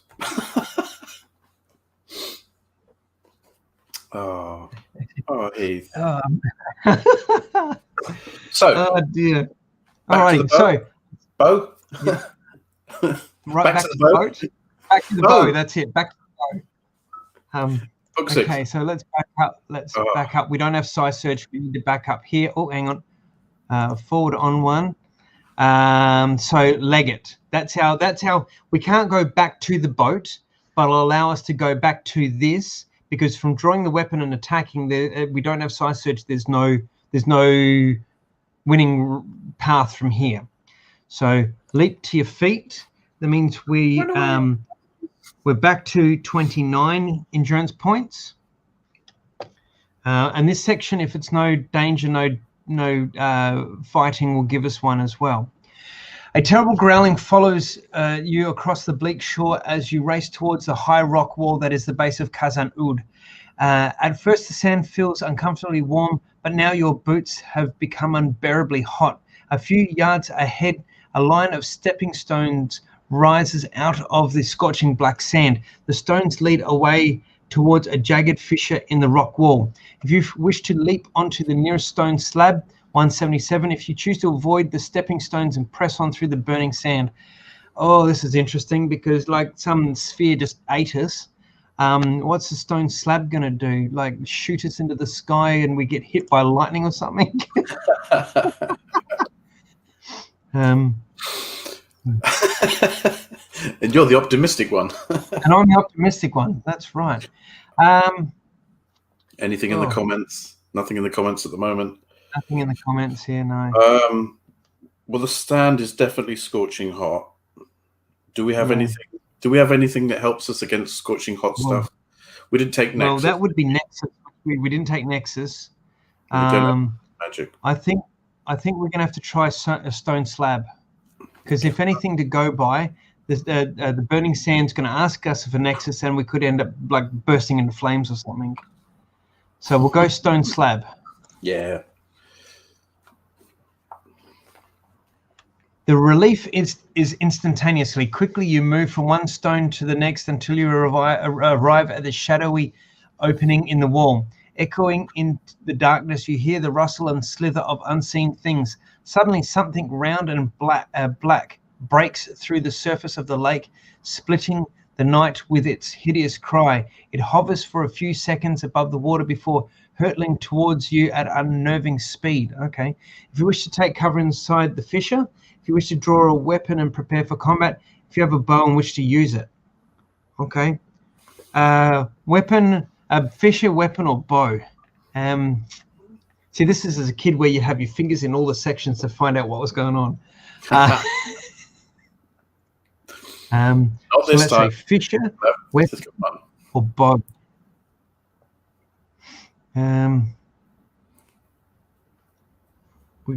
We should press on, but then this thing might follow us. Ooh, excuse me. Ooh. It's 9:30 here, so I apologise in advance if I keep yawning too much. It's not the company I keep; it's the time. It's the time. That's all. All right, come on. Fissure, weapon, bow. 1, 2, 3, 4, 5, 6, 7, 8, 9, 0. Reroll. 6 is draw a weapon, prepare for combat. Cool. Let's grab this. 2 insta kills. The sphere halts in mid-air less than 10 feet from where you stand. It looks like a huge black human brain studded with large hairy warts. A whistle, soft but chilling, gradually rises in pitch until it fills your head with agonizing pain. Your fingers tremble and as your weapon slips from your grasp, a slit opens in the side of the brain. It is a mouth broad and puffy with the upper lip that hangs over a lower jaw like milk boiling over the pan. A long tendril of flesh emerges from the mouth and snakes through the air towards your throat. Oh, charming. Great. Okay. Size screen, animal control. Yes, we have size screen. So we'll turn to size screen. The strength of your Kai mastery overcomes the pain that tears at your mind as you swiftly regain full control of your body. Snatching up your weapon from the hot black sand, you lash out at the tendril, severing its tip. But instead of blood, or what would pass for blood in the body of this ghastly creature, a flame sparks to life like a spluttering fuse. The brain ceases to move, hovering motionless above the sand as the spitting flame burns fiercely along its thin tube of sundered flesh. Okay. Suddenly there is a flash of blinding light followed by a tremendous explosion. The creature is torn to pieces, consumed by a fireball of blistering yellow flame. The intense heat sears your face and hair. Lose 4 endurance points. Okay, so we're down to 25. And hurls you backwards through the air. Shocked and stunned, you drag yourself into the fissure that is now illuminated by the remains of the monster that lie scattered and burning all around you. We're off to a wonderful start here. Turn to 16. Okay, quickly skimming this. There is no immediate danger here. I'm going to heal us for a point of endurance. Whilst you do that, Jason, but this is the book I like the least, so I won't be of much help. Yeah, I can remember as a kid. This one had me having to go through it a couple of times. It takes funny. a few minutes for you to. Sorry. I was going to say it's funny because back in the day, the impression that I got was that it was quite a popular one, as it's a little bit more old school, like a dungeon crawl. Whereas Yeah. in more recent More times, a lot of the other books have more of the cultures of the countries and things, and it's not quite as popular as it was. But then I guess there's just more books to choose from nowadays, so it could be that. About, I reckon it was, and I should have asked Joe when I had the chance about. I think when did the reprint come out? In 2009, 2010? Could be. Whenever it came out, and I remember coming back to the original prints and to Project Aeon, I remember thinking, this is his hat tip to Tomb of Horrors, I'm sure of it. I'm sure this is Joe's hat tip to Tomb of Horrors. It's tread lightly, tread fast, that sort of thing. I mean, it looks like, I think if we didn't have anything, if we didn't have the bow, if we didn't have the size screen, if we didn't have the animal control, all that sort of thing, I reckon our goose would have been cooked again there.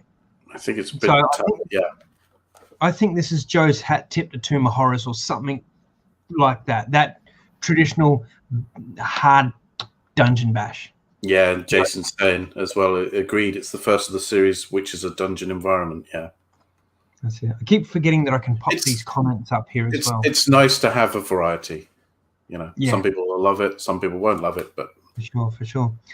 All right, it takes a few minutes for you to get your bearings in the gloom of the narrow corridor. Outside, strange sounds echo across the beach, making you forget your natural caution and move deeper into the darkness. The uneven floor is coated with mud, and warm, moist air reeks with a pungent odor that reminds you of gutted fish. You press on, taking great pains not to slip and fall, but the light soon fades completely and you slow to a halt. If you possess a cult fire sphere, a lantern, or a torch and tinderbox, press 60. Stop tickling me. Stop tickling me. what are you forgetting? To heal? Yeah. I thought I did that before I read this. Oh, did you? Oh, I apologize. Yeah. I did it. You do it at the start, I do it at the end. Fair enough. Yeah. Whatever you want. should do it at the end, but I thought if I do that now, it'll remind me. Fair enough. You do you. That's it. Alrighty. So we've got a fire sphere. That's awesome. Your light flares brightly in the moist gloom of the passage. It ignites a cloud of gas. No, it doesn't. He likes moist. That's twice he said moist in about 5 minutes. Yes. I'm just waiting for it to say, your flame ignites a cloud of natural gas. A cavern lies immediately ahead, its high arched roof, a mass of dripping stalactites hanging like thick spheres of pearly white stone. Cautiously, you step across the cavern floor, your skin prickling as peculiar sounds emanate from the shadows. You wind your way through the labyrinth of tunnels, slipping on moss-covered rocks and grazing your head on low ceilings and scrambling up and down steep ridges and rock falls until you arrive at a smooth-walled chamber carved with precision from the hard black rock. A staircase ascends through an archway to your left, and directly ahead stands a massive stone door. Now we can heal. So that brings us up to 27. Okay, stone door or stairs?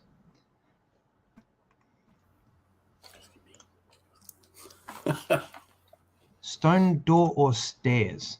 I think from memory when I did this last time, I did the stone door, but I can't remember whether it was good or bad. Half tempted to have a look at the stone door. It says if you wish to examine the stone door, it doesn't necessarily say open it. So if we was doing Claire says stairs. Oh, too bad. At first glance, that's okay because we can heal while we're doing it. That's exactly right. There we go. Heal 28. At first glance, the door looks completely smooth. No locks, bars, rivets, or hinges mar its polished surface. However, a closer examination reveals a tiny keyhole set near to the floor. This like massive door for pixies. If you have a gold key, which we don't, if you do not possess this special item, 54. Your basic It's skills. like one of those things that the shops have that sort of, when your shop has, like one of those things that the shops have, isn't it? You got the key right down the bottom, and then you have to lift it up. Yeah, click, click, click, click, click, almost all the way around. Your basic Kai skills tell you that the lock that secures the door is magical, not mechanical in nature. All attempts to discover its secret are blocked by the spell that shields the lock. Reluctantly, you abandon the door and leave the chamber by the stairs. Now, well, and Did heal. you heal? I'm about to. 29. See, that's the thing. In a short section like this, all of a sudden, Lone Wolf's like the T1000 sort of thing. But you can go other sections where he's overland for 3 hours in one section and only heal once. So it I take it as it balances itself a little bit. Yeah, adrenaline, mate. But yeah. Adrenaline.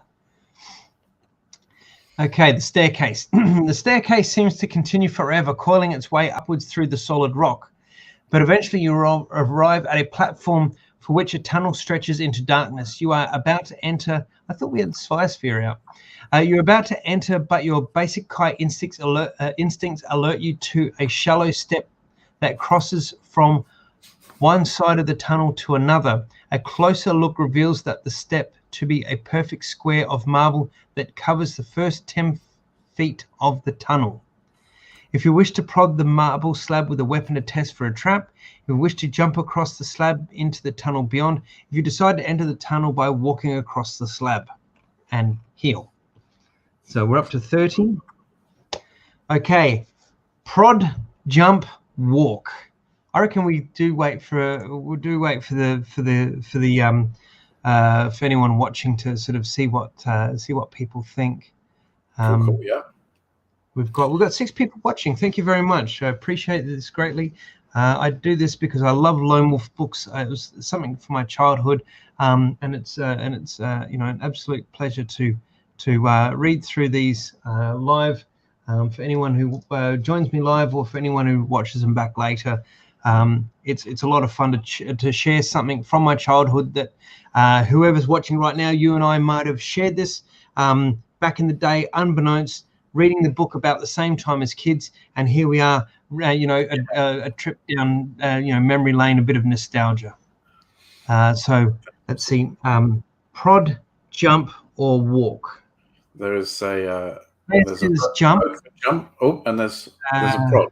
There's a prod and a jump. Jason says prod.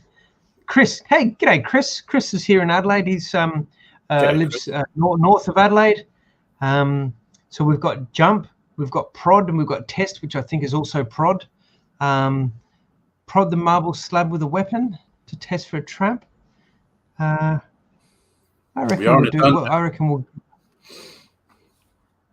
reckon it's prod time. Test this time. Yeah. No matter how hard you prod the slab, it shows no sign of movement. But probing does uncover something previously hidden by the dust. Carefully, you scrape away the grime until the outline of a coiled snake is revealed, etched deep into the dull grey marble. Carved in the center of its scaly coils is the number 123. That's a stupid combination. That's the sort of combination an idiot would have it on his luggage. Make a note of this number in the margin of your action chart. It could be okay. So we'll make a note of 1, 2, 3 snake. We'll put snake code. Okay. If you wish to jump across the slab, if you wish to walk across the slab. Okay, so prodding didn't do anything for the slab, but we revealed this code. Excuse me. So it's jump or walk. And yes, I know you're waving your hand for a heal. I was just about to do as well. So we're 31. You know, I'll forget when you need it most. I will forget.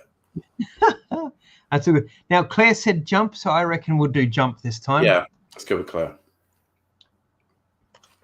Jump. You clear the slab with one bound and press on along the winding tunnel. A warm, damp wind whistles along the rough-walled passage, carrying with it a rancid smell of sulfur and decay.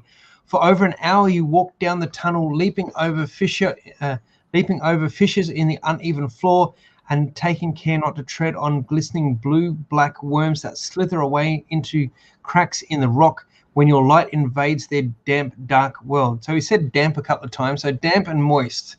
I take Joe, I reckon, could have been a chocolate mud cake fan, because as a baker, I can tell you, they are the two words that are used, well, not damp so much, but that dense, moist chocolate. So maybe Joe was eating cake while he was writing this. Oh, we got, there's a little vignette there. Skull and crossbones, not quite. Dagger, some leather. Eventually, the tunnel opens out to an oval-shaped chamber, a staircase festooned. Now, festooned, I've got to say, festooned is one of my favorite words. A staircase festooned with cobwebs ascends to an open trap door in the ceiling. The familiar pale green glow of the power shield filters in through this portal. At the foot of the stairs lies the mouldering remains of a body partially encased in armor. A rusty sword is clenched in its skeletal fist, and a bone-handled dagger protrudes from the base of its skull. If you wish to climb the stairs to the open trapdoor, if you wish to examine the remains of the body more closely, if you wish to leave the chamber and continue along the tunnel. So a bone-handled dagger protrudes from the base of the skull. I'm pretty sure that this guy didn't just, trip over and hurt himself. So there's others, they were talking about others had come along and had not come back. So we found our first outsider, I reckon we should have a look at the body, see who this is. Yeah. I mean, we lost a bit of equipment earlier on, so maybe there's got something useful. Yeah. So let's have a look. And it comes to life and it's undead and it kills us. No. You recognize the dead man's hauberk. What the heck is a hauberk? It's like a chainmail waistcoat thing, isn't it? Hauberk. A piece of armor originally covering only the neck and shoulders, but later consisting of a full-length coat of mail or military tunic. Okay, there we go. Luke says chest piece. Thank you, Luke. Hi, g'day, Luke. Luke Sheridan, fellow game book aficionado. Chest piece. Yeah, cool. Thank you. I forget where Luke is. I think he's in Queensland. So we've got a few people watching. Thank you for tuning in. Luke, Chris, Jason, Claire, everyone, just to reiterate, feel free to comment. I can pop it up here. So Luke says chess piece. We can pop it up here. If you've got any sort of comments or you want to pick something for us, please say so. Happy to take under advisement. Okay, so you recognize the dead man's hauberk as that of a Kakushi mercenary. The 10-pointed star of Nikisha, the symbol of that country's capital city, adorns each of the rusty buckles that fasten his chainmail armor. In a leather pouch hanging from his belt, you discover 6 gold crowns, and inside the tattered remain of his backpack, there is a rope and a hooded red robe. A close examination of the weapons shows both of them to be quite useless. The bone-handled dagger crumples to dust when you try to dislodge it from the corpse's skull, and the blade of the weapon of the sword is dull and eaten by rust. Okay, so we have 6 gold crowns, so that brings us up to 38. A rope, so we have recovered a rope, use untested, and a red robe. Just for the sake of it, I'm chucking that in the backpack, red robe, because I'm thinking that could be useful somewhere, somehow. Or if we have to lose a backpack item, we can get rid of that one and keep the rope. Yes. And we're going to heal, so we're back up to full tote at 32 endurance points. Sid, I'm guessing, is Sydney. That's where Luke's Sydney, yes, Sydney. So we've got a game book group here in Australia and New Zealand, and there's a few of us scattered right around Australia and in New Zealand, and it's sometimes quite hard to keep track and remember where everyone is. But I mean, it doesn't matter. We all enjoy the game books. Lone Wolf is my thing, but there's a lot of game books out there. There's Fighting Fantasy. There's Choose Your Own Adventure. There's a veritable smorgasbord of game books. And the group is curated by fellow Adelaidean Ryan Lynch, and he does a wonderful job of it too. So what's Luke saying here? Red robe, or you're heading to Grandma's house to bring her food. Yeah, that's it. Well, we are a wolf. We are a lone wolf, so I'll go with that. Yeah, we can't have. I like that one. Can't have Grandma not eating a meal because she'll lose 3 endurance. So yeah. Well, we don't have any meals to give her. We can give her the potion. Dang it! Here, Grandma, eat a rope. All righty, let's get back into it. Okay, so tunnel or stairs to the open trap door. Anyone? Well, yeah, I don't know. Tunnel or trap door? Tunnel or trap door? It's the trap door. Investigate the open trap door. So I think we're going upstairs and having a look. I mean, worst can happen is we get a bone dagger shoved in the back of our skull and we start again. I mean, what could be dangerous about something that has the word trap in it? Yeah, okay. That's it. Where's Admiral Akbar when you need him? It's a trap. He went the other way at the beach. He's already got the law. Maybe that was his eye, and we shouldn't have done that. We've upset him. Those great, those Moncal, those big eyes. It's a trap. We cannot. Anyway, let's get Heath back on task. Stay on target. We stairs. Stairs then, is it? Sorry. Did you say stairs then? Are you going to investigate this trapdoor? Yeah, let's have a quick look up the stairs. All right. Blame me. I'm going to in a minute, looking down.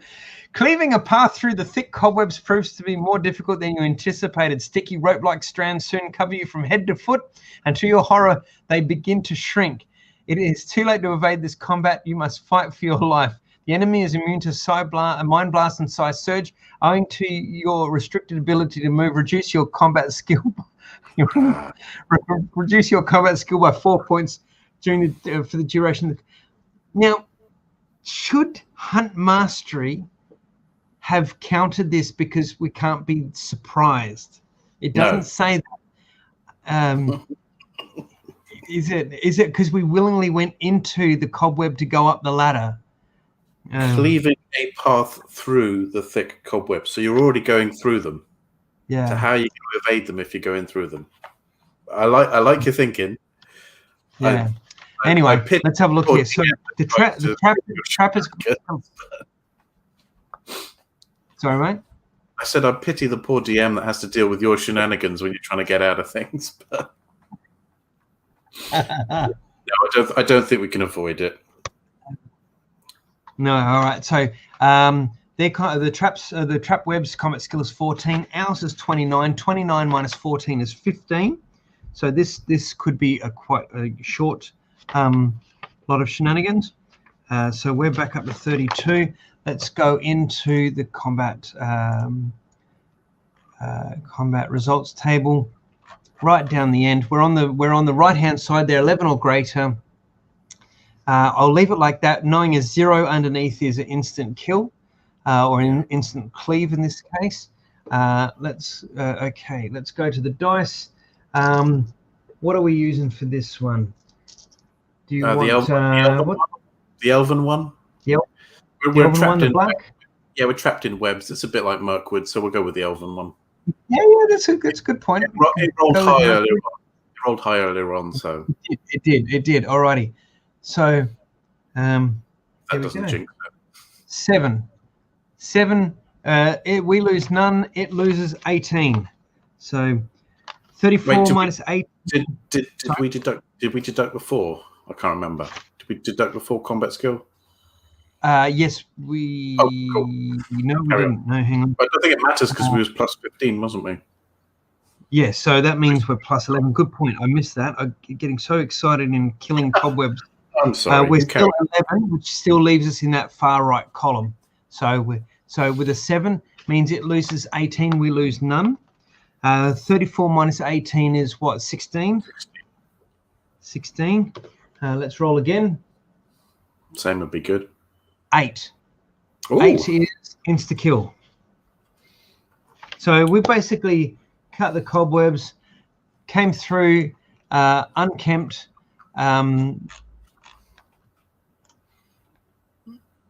in our calculations. Just trying to throw as many K sounds in there as I can. In Kukush. Cutting, that's it. Cutting yourself free from the last of the deadly strands, you race headlong up these stairs and out through the open portal. You discover that during your struggle, you lost a weapon and one item from your backpack. Okay, let's lose a dagger because we want the bow. So we'll lose a dagger. And the second item on your backpack. I bet you wrote rope. I bet it's rope. No, hang on. Let me drop this out. Oh, it's me. So rope is position 1. Position 2 is red robe. Red robe. It's probably going to be. If Joe's probably going to ask us for red robe later, I bet you. Red robe. All right. So cross red robe off, and we've crossed off dagger. Luke says, "Killed the web by doing the spider web dance." That's it. Yeah, that sort of thing. Probably. Oh man, we're losing everything this time. Oh man, we're losing stuff left, right, and center. Are we at full health, or are we? We are. We are at full. I'll stop going You find yourself standing in the ruins of a small storehouse. Through the shattered pane of glass, through the shattered pane of glass of the solitary arched window, you can see the eerie outline of broken battlements and fire-blackened tower. You are staring at the remains of the Khazan-ud. Okay, so that's why we could see the shimmer of the shield, because that portal, that trapdoor was leading out. That's why, because I'm thinking, like, why can we see the shield inside? Why can we see the shield inside the building? But we weren't. We were looking at the green shimmer come through the open trapdoor. So turn to 27. Stepping carefully through the slime-smeared rubble, you stop for a moment to catch your breath and survey the shattered keep of Khazan-ud. It is a desolate sight. Only stone buildings remain intact, and everything is covered with creepers and mildew. A great fire must have ravaged the inner fortress to have resulted in such total devastation. In the center of the keep stands the Great Hall, still an imposing stronghold and made all the more frightening by the constant flash of green lightning. Beyond its burnt and fungus-covered wooden door, twisted tree forms with sharp, barbed thorns sprawl across the cracked flagstones like coils of steel wire. You're about to enter when a movement in the air around your head arrests you. A shape is taking form in the doorway. A shadowy figure is with flaming red eyes. An icy chill grips your heart as it sweeps past you with a swirling rush of wind. You spin round to see it hovering in the sky, its shadowy hand now gripping a great spiked ball and chain. It shrieks an unearthly cry, and the ball whistles down towards your unprotected face. Oh, wow. He looks like he's not exactly knocking on the door to say Avon calling.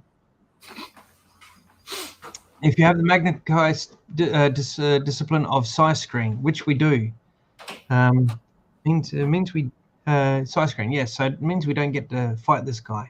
So we'll use size screen. So it doesn't say. It says if you do not possess this skill. It doesn't say if you don't want to use it. If you don't possess it, so we'll go size screen.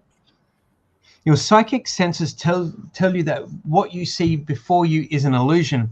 The Udakon is a spectral force placed here by a powerful magician and activated by anyone or anything that dares to approach the door of the great hall. Mustering your courage, you challenge the illusion by commanding it to disperse. The shadow, which seconds before looked all too real, dissolves like mist into the chill night air. All that remains is a fading cry of a frustrated anger that echoes through the ruins of the keep. Ha ha! Boom! Look at that. We didn't die. We didn't die. Stealthily, you cross the cracked flagstone floor of the great hall, your muscles and nerves tense for the sound of danger. The constant sound of dripping water and the howl of the storm add to the utter desolation of the chamber. A thorny jungle of briars climbs the walls with greedy claws, coiling around the rotten frames of paintings and weaving through the damp and mouldering tapestries. Suspended above the fireplace is a great Arnarian broadsword, its pitted steel blade pointing to one side. Your eyes travel along the blade to the shadows of the fireplace, and you notice something lying in the grate. Moving nearer, you see that it is the body of a dead man. Behind it is a panel wedged open by the corpse, and peering into the gloomy opening, you can just make out some stairs disappearing down into the darkness. Gee, wouldn't it be good if we could take that broadsword since we just lost a weapon? If you wish to examine the body, hells yes. That's some cool Gary Chalk art there. Yeah, love it. I do like that. I gotta say, I mean, Gary Chalk's art was great. Brian Williams took what Gary laid down, put his own artwork into it, and it wasn't the disjointed thing that you can see sometimes when artwork changes for whatever reason between books or that sort of thing. It complemented it and lifted it. And the stuff that Richard Sampson's doing now for the newer books, again, it's his own style, and it's a very much a hat tip to Gary's work and to Brian Williams' work, and it kind of really fits and forms the Lone Wolf world well. It really does work. Yeah. Love them all. They're all good. Alrighty, so let's examine the body. A looting we will go. A looting we will go. We don't need to heal. Oh, what a pity. The first thing you notice is the warrior's lack of wounds. No sword cuts or arrow shafts pierce his armor. If it were not for the unmistakable smell of death, you could be forgiven for thinking that he was asleep. You turn the body over to take a look at its face and recoil in shock at the sight before you. The eyes are missing, leaving two ghastly black holes. The tongue hangs out dark and swollen, and from the corners of the twisted mouth oozes a thick greenish fluid. Filled with revulsion, you leave the body and step into the secret passage. Okay. Luke's just put a message about Richard Sampson as well. Richard Sampson, yeah, completely agree, and humble dude too. Exactly right. I actually had the really great fortune to have Richard on one of my episodes of Roll for Initiative. My second episode, I had him and local game publisher. Well, he doesn't work for them anymore. He does contract work for them, but Jamie Lawrence, he used to work for Good Games Publishing here in Australia. He contracts out for him, but he works for Level Up Dice now. And Level Up Dice do some fantastic dice. It is the higher end of the market, but the dice they produce are really, really top quality. There's stone, there's wood, there's all sorts of finishes. Some really, really nice dice. Almost too good you wouldn't want to roll them, but that kind of amount of money you spend on, and you want to get a little bit of use out of them, but you'd probably put it into a nice soft neoprene dice tray like the one Richard quite nicely gave me there. Thank you very much for that, mate. And so I had to use it tonight. I couldn't not use that tonight. Alrighty, so let's step into the passage. Descending the narrow staircase, you arrive at a tunnel-like corridor sandwiched between two walls of mouldering masonry.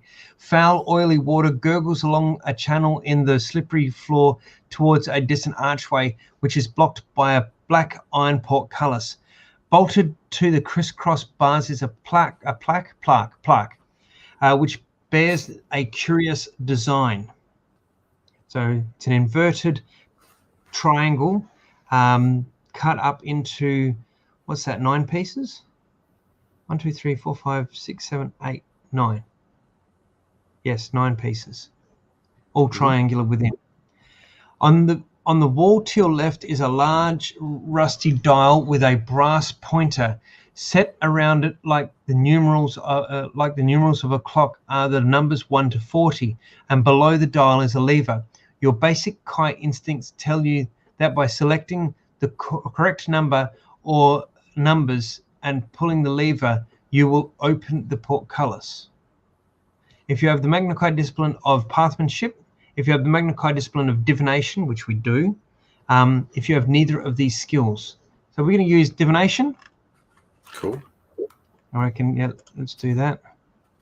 You sense that a trap guards this portal. You should choose should you choose the wrong number or numbers before pulling the lever, the consequences could be fatal. Well, let's just take a step back and think about what this thing is called, Castle Death. Let's just think about what we've had happen to us in the last few sections. We must be going the right way. We must be going the right way. I was going to say, I don't think it was all going to be, you know, feather pillows and fluffy fluffy stuffed toys.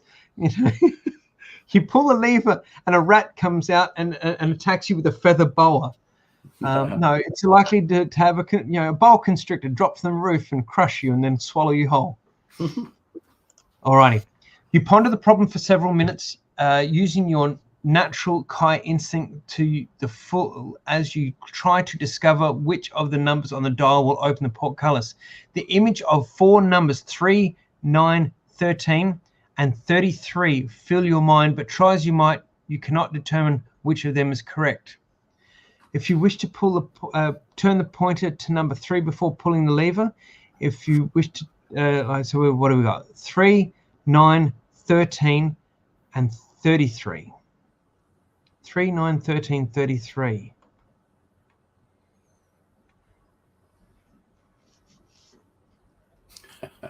Well, the number we noted down before was 123. I'm not sure if that helps here.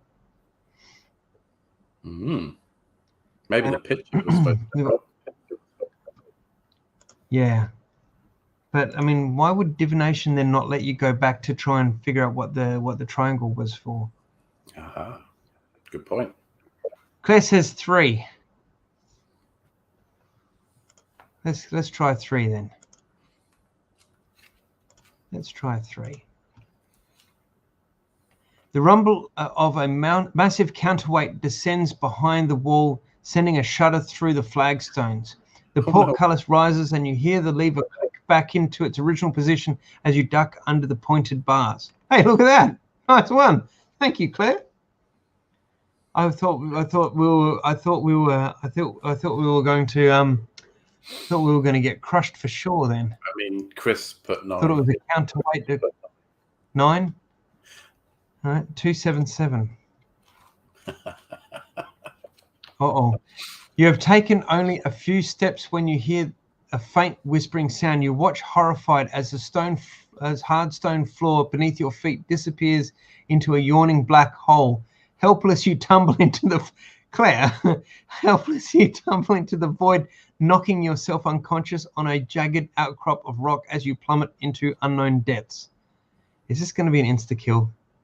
164. Oh, no, we're about to regain consciousness. You regain consciousness with a start, reaching instinctively for your weapon, lest danger be waiting to greet you. A dull throbbing fills your head as you sit up to take stock of your surroundings. You find yourself on top of a mound of rotting vegetation stacked high in the corner of a shadowy chamber. A harsh reptilian odor fills your nostrils, the unmistakable smell of snakes. As your vision clears, you notice, amid the slime that covers the floor, what appears to be undigested human bones. Lovely. A rib cage, 2 skulls, and several vertebrae are illuminated by a shaft of light that descends from a grate in the ceiling. It flickers, and for a second you catch a glimpse of a skull-like face through the iron bars. Fear wells up inside you as a chilling laugh pierces the silence. But it is not the sound of the cruel, inhuman laughter that freezes your blood. It is the sight of the colossal wedge-shaped head that is rearing up through the mound on which you sit. It is the head of a gigantic snake. Oh, joy. There it is there. Why did it have to be snakes? Yeah, snakes. Why did it have to be snakes? Us. Very dangerous. You go first. You leap to your feet and run to the far corner of the chamber, your heart pounding loudly in your ears. The snake rises up almost to the ceiling, its forked tongue flickering angrily below a single yellow eye, which is set in the center of its green scaly head. Once more the chamber echoes to cruel laughter as the monster shakes off its rotting nest and slithers forward. If you have the Magna Chi discipline of animal control, which we don't, if you have a bow and wish to use it, which we do, if you have neither a bow nor a mastery of animal control, okay. Well, it says if you have a bow and wish to use it, if you have neither a bow, which I'm guessing you can also go 301 if you don't want to use the bow. So do we want to use the bow or do we not want to use the bow? I'm saying nothing because I know what happens. Well, this thing's coming towards you. It's colossal. Would a bow and arrow do anything to it? And keep in mind, this is sort of, a game book where it's not going to bog down in deducting endurance points for arrow shot. So either we can use the bow or we don't use the bow. I think, I mean, if I was doing it, it says we've backed ourselves up into a corner and it's coming towards you. I think if I was doing it, Lone Wolf would shoot his bow. That's a good point. If it was me. Yeah, it's a good point. It's a very good point. All right, let's go. Let's use the bow. Turn to 7. To your horror, oh God, to your horror, you discover that the quiver is completely empty. Your arrows have fallen out and lie buried in the nest of the vegetation on which you were. Oh, goody gumdrops. 0. Were you metagaming there, Richard? With a cry of frustration, you shoulder your bow and unsheath your hand weapon as the snake draws itself back in preparation to strike. 301. The snake reveals its fangs like great curved broadswords glistening with venom. They shine coldly in the light that pours down through the grating high above. You grip your weapon, bracing your back against the wet stone wall and waiting for the right moment to strike. As the monstrous head sways awkwardly awkwardly from side to side, you catch sight of a small tunnel cut out of the far wall, which was previously hidden from view by the snake and its nest. Your spirits are raised by the possibility of escaping from this nightmare, but first you must fight this hideous creature. Unless you have the Magna Chi discipline of curing, double all endurance points you lose during the combat due to the venomous bite of the monster. So we're okay because we've got curing. Yes. So well done. A little footnote 11. Yes, well done. Jason, well done. Jason. Who said take curing? Yes, Jason and Claire. Chris also said use the bow. There's a little footnote here. It says if you still have any arrows in your quiver, they have fallen out in your fall, and you must erase them from. So you kind of. All right. That happens anyway. It doesn't happen in the book. Right. But it happens. Cool. So what's this giant Hactaraton? Yeah. Hactaraton? Hactaraton? I just said the first one I would have said. Hactaraton? Yeah. Giant Hactaraton. Okay. Combat skill 22. So this has been the better of what we've faced so far. So the difference between the two doesn't say, and one of the things I might sort of do here is it doesn't say anything about it being immune to Mind Blast. So we might use Mind Blast in this and give us a 2-point bump to use combat skill 31 against it, which gives us a difference of 9. Nice. Instead of difference of 7. So difference of 9. It has 60 endurance points. We have 32. And that's why I wanted to give the little bump there because, it's going to be a hard slog. We can try to evade after 4 rounds. So we'll see how we go. By 4th round, we'll see how we're going. Okay. Table of contents. Hopefully you'll roll a 0. We won't have to worry. So 9. Okay. So 0 is again, yep. So we're in the second column in 9 and 10. I will just put that there like that. And here we go. All right. So against Snake Boy, and we're underground again. I'm tempted to say let's use the dwarf and. Oh, dwarf, cool. Well, we could use toxic because it's got venom. We are underground. We could use the dwarf dice. Whatever. We'll start with the one you've got. If it's unlucky, we'll swap. Sounds good. All right, here we go. 7. So that's 7 good. Lines up. We're the second column in. We're not the first one. The second column in from the right. With 7 means that we're in luck. We lose nothing. It loses 16. That's so 60 minus 16 is 44. And yes, we do have curing, so we don't have to double any hit points lost. We didn't lose any, which is good. All right, we're off to a good start with this dice. This die. 4. Okay, jinx myself there. Second column in. So it loses 11. We lose 2. So we're on 30. It loses, what did I say, 11. So it's down to 33. So we're doing all right. We're doing all right. Next one. 9. 9 is kill. Yes. We must have put the sword straight through its eye, straight through its brain, out the back of its head, and called it a day. It's the anger at losing all those arrows. You're taking it out on the giant Hectaraton. Yeah, that's it. That's it. See, we would if we hadn't have used Mind Blast on it, we would have been in that third column along, and we wouldn't have been able to. That would have brought it down from 33 down 18. Is what's that? That's what 15 left, and then I reckon we might have made short work of it the next one after that. It's cool. It's nice that combat is quick, but you've still got options. You could, do I use this? Do I use that? Yeah. So if you win the combat, make a note over here. We're down to 30. If the snake hurts you at all, you die now. No. What? Alrighty. I won't tell you what Chris put. Yeah, I'm seeing it here. Yes, Chris, that is correct. Oh dear. A maniacal scream of anger echoes from behind the grating as the giant snake crashes lifelessly to the ground. Jabba the Hutt is not impressed.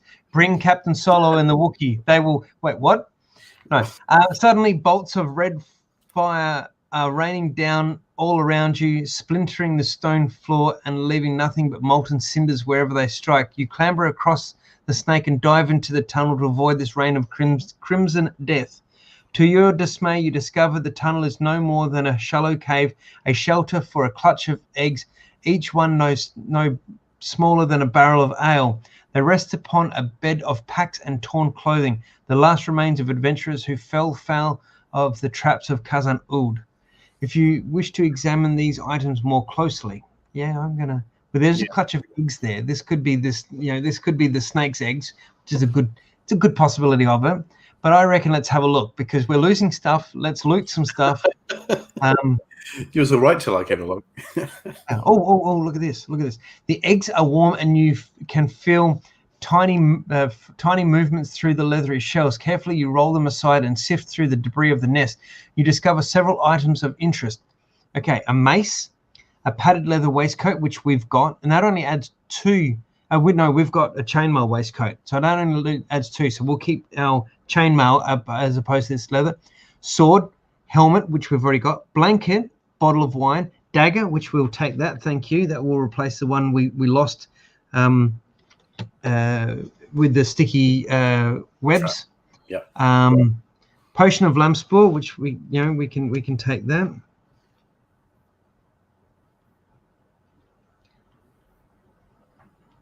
And that's +4.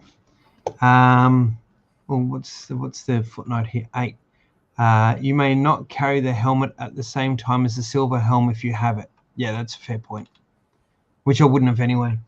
Bottle of wine, blanket, so mace no, sword no, waistcoat no, helmet no, dagger we've taken, potion we've taken, blanket and bottle of wine. I reckon we'll take them just in case we need them for whatever reason. I think we've earned the wine, yeah. We've earned the wine. Chris I don't know, how old's Lone Wolf at this point? When we start off in book 1, you're what, like 14, 15? So by this stage, Lone Wolf's got to be late teens or, But it takes 3 years to read the Book of the Magna Chi, doesn't it? So yeah, Yeah. he's yeah, late He's got to teens. be He's old enough. late teens, early 20s at the very least. Alrighty, cool. Yeah, so take the backpack and the dagger. Yeah, cool. Sorry. Oh, sorry. I was just recap. Yeah, take the backpack items and the dagger. Yeah, yeah. Leave the mace. We've now got a dagger back. We've got a bow. We had the bow anyway, but there's no arrows here. That's the annoying thing. There's no arrows here. Shucks. Yeah. Oh, okay. The sound of a bolt and the crack of a dry hinge echoes from the chamber behind you, causing your pulse to race anew. Pick a number from the random number table, in which case we're going to roll a dice. What's Chris say? Face huggers. Those leathery eggs. Why not? We've had everything else. Yeah, that's very true. That's very true. All right, let's roll a dice. We'll go with your toxic dice here. What's that? 3. Hope that's not bad. No idea. You crouch in total silence, every nerve and muscle tensed in readiness for combat.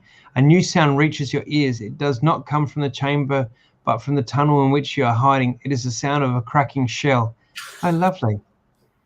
You turn to see a mass of slimy, twisting serpents, each as long as thick as your arm, hatching from one of the eggs. Instinctively, they slither towards you, attracted by your body heat and driven on by an insatiable desire for food. Invisibility, animal control, neither of those. 178. Let's heal a point of while we're doing that. We keep forgetting that. Blindly, the young serpents writhe around your feet, their fanged jaws snapping wildly at your unarmored legs. Combat is unavoidable. You must fight them as one enemy. If you possess a fire seed and wish to use it, or we're on to the fighting them. Should we try and use a fire seed? Yeah, why not? This is one chance we've had to use it, so why not? Yeah. Clickety clack. You grab the fire seed from your pocket and hurl it to the ground. It explodes on impact with a blinding flash. Hissing and spitting, the serpent brood slither away in the shadows, eager to escape the stinging pain of the flames. More noises echo from the chamber. This time it is the chinking of armor and weapons. 3, 4, 6. Desperately, you tap the wall with the hilt of your weapon, praying for the dull, telltale thud of a thin or hollow partition through which you might effect an escape. The wall yields no such sound, but in the roof you discover an old trapdoor hatch sealed off with bricks and mortar. The faint glimmer of light seeping through a hairline crack fills you with renewed hope. With a flurry of blows, the mortar crumbles and the bricks split and fall. Without waiting for the dust to settle, you climb through the jagged hole and emerge into a hall that is filled with a damp and earthy smell. 2 rows of great stone pillars support the roof, and a huge granite sarcophagus stands in the center of the floor. From within a black tunnel to your right, you hear the clanking of armor and the sound of approaching footsteps. If you wish to hide behind one of the pillars, if you wish to leave the hall by the tunnel to your left, if you wish to lie in ambush for whatever is approaching the hall. Interesting. What does everybody think? Yeah. Hide, leave, or ambush. Now, actually, we're coming up on 2 hours, 22 minutes. Just thinking about like a drink refresh and what they call a bio break. If anyone needs to go and quickly make another a trip to the privy or make themselves a new cup of tea, I reckon that's a spot for us to do it. So I'll just drop that out. We'll drop that out, and we'll be back in about 5 minutes. Cool.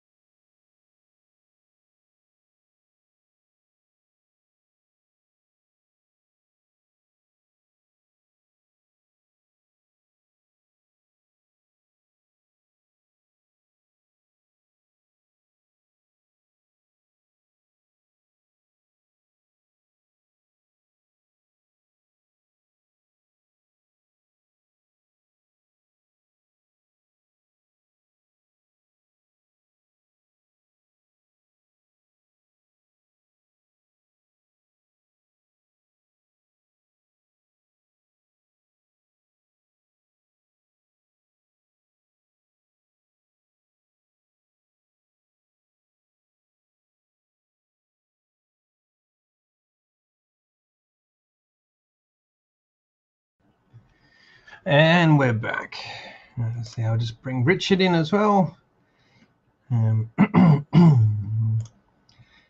the dice back. Took a little longer because the battery, the little power bank I'm using to run my my phone as the camera for here. Oh, you're on mute, Richard. The battery died, so it runs my camera and it runs this light so that we can have a nice bit of illumination here. That one died, so I had to go get another one and put the original one on charge. So let's have a look here. Alrighty, so where were we up to, mate? Ambush or not? That's right. So we're hiding from sounds like approaching footsteps. We can hide, we can leave, or we can ambush. We've got 3 votes, including yourself, for ambush. Just go with the crowd. Go with the crowd. Let's roll a no, I'm just kidding. Ambush. Taking up a position to one side of the tunnel, you press yourself flat against the wall and wait for the best moment to strike. 4 warriors, dark and grim, march into the hall in single file, and at first sight you mistake them for Dracarim. For their black armor and skull-like helmets are identical to those worn by the evil human warriors who serve the Dark Lords of Helgedad. As you launch your attack, you see their features and realize that they cannot possibly be human. Great sloping shoulders support their unnaturally long arms. Yellow-clawed hairy hands grip axes and spears of rough wrought iron, and behind them swing long tufted tails like those of lions. Your first blow shears through the breastplate of the last warrior in line, causing him to howl like a demon and collapse in a crumpled heap at your feet. The others spin to face you, their reactions battle swift, their weapons raised to counter your threat. The leader throws open his visor to reveal a boar-like snout and tusks. He bellows with a fearsome growl and stabs at you with his spear. The others echo his cry and close around you. You cannot evade combat, and you must fight all 3 as one enemy. Zada Beastmen. Oh, this is going to be an interesting battle. Combat skill is 28. I'm going to say let's use Mind Blast on this to buff our combat skill by 2 to 31. That means the difference is now 3. So we have a difference of 3. They've got endurance 35. We have endurance 31. So let's see how we go with that. Table of contents. I have never done so much battle so quickly and like so short within the book. Okay, so our combat ratio is 3. So the 3rd column from the left is the one we're looking at. So I'll leave that there. 0 is a 16. So the 3rd column we're looking at. So 5, 4, 6, 3, 7, 3, 8, 2, 9, 2, 10, 2, 11, 1, 12, 0, 14, 0, and 16. Excuse me, 16, 0.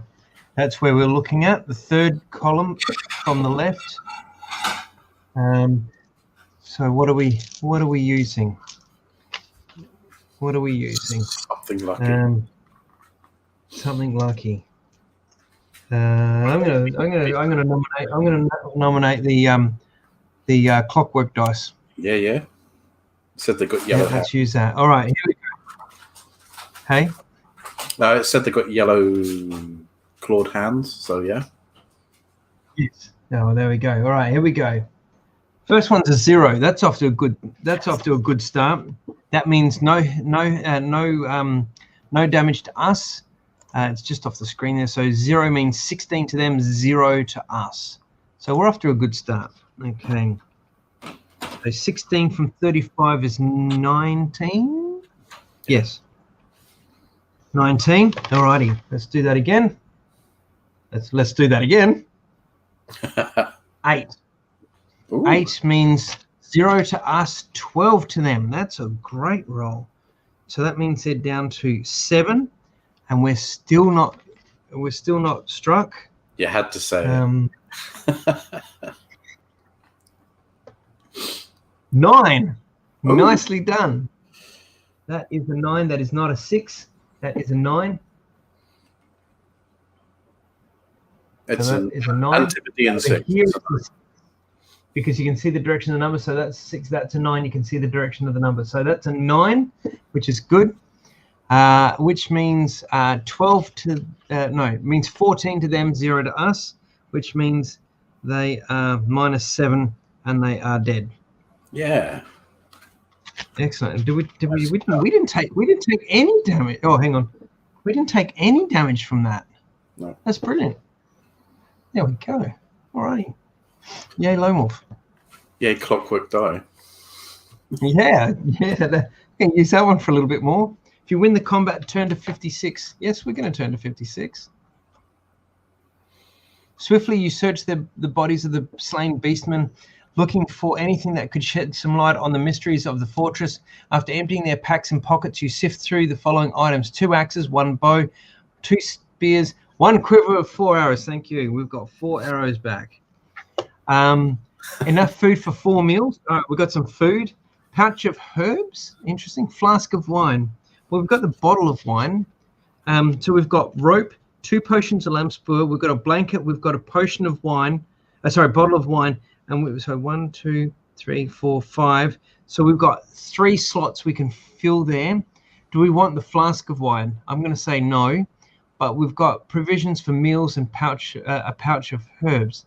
Although it's saying here, if you've got a Magna Chi discipline of curing, which we do, that'll help identify the herbs. So we've got 4 meals and some herbs. Let's have a look what the herbs are.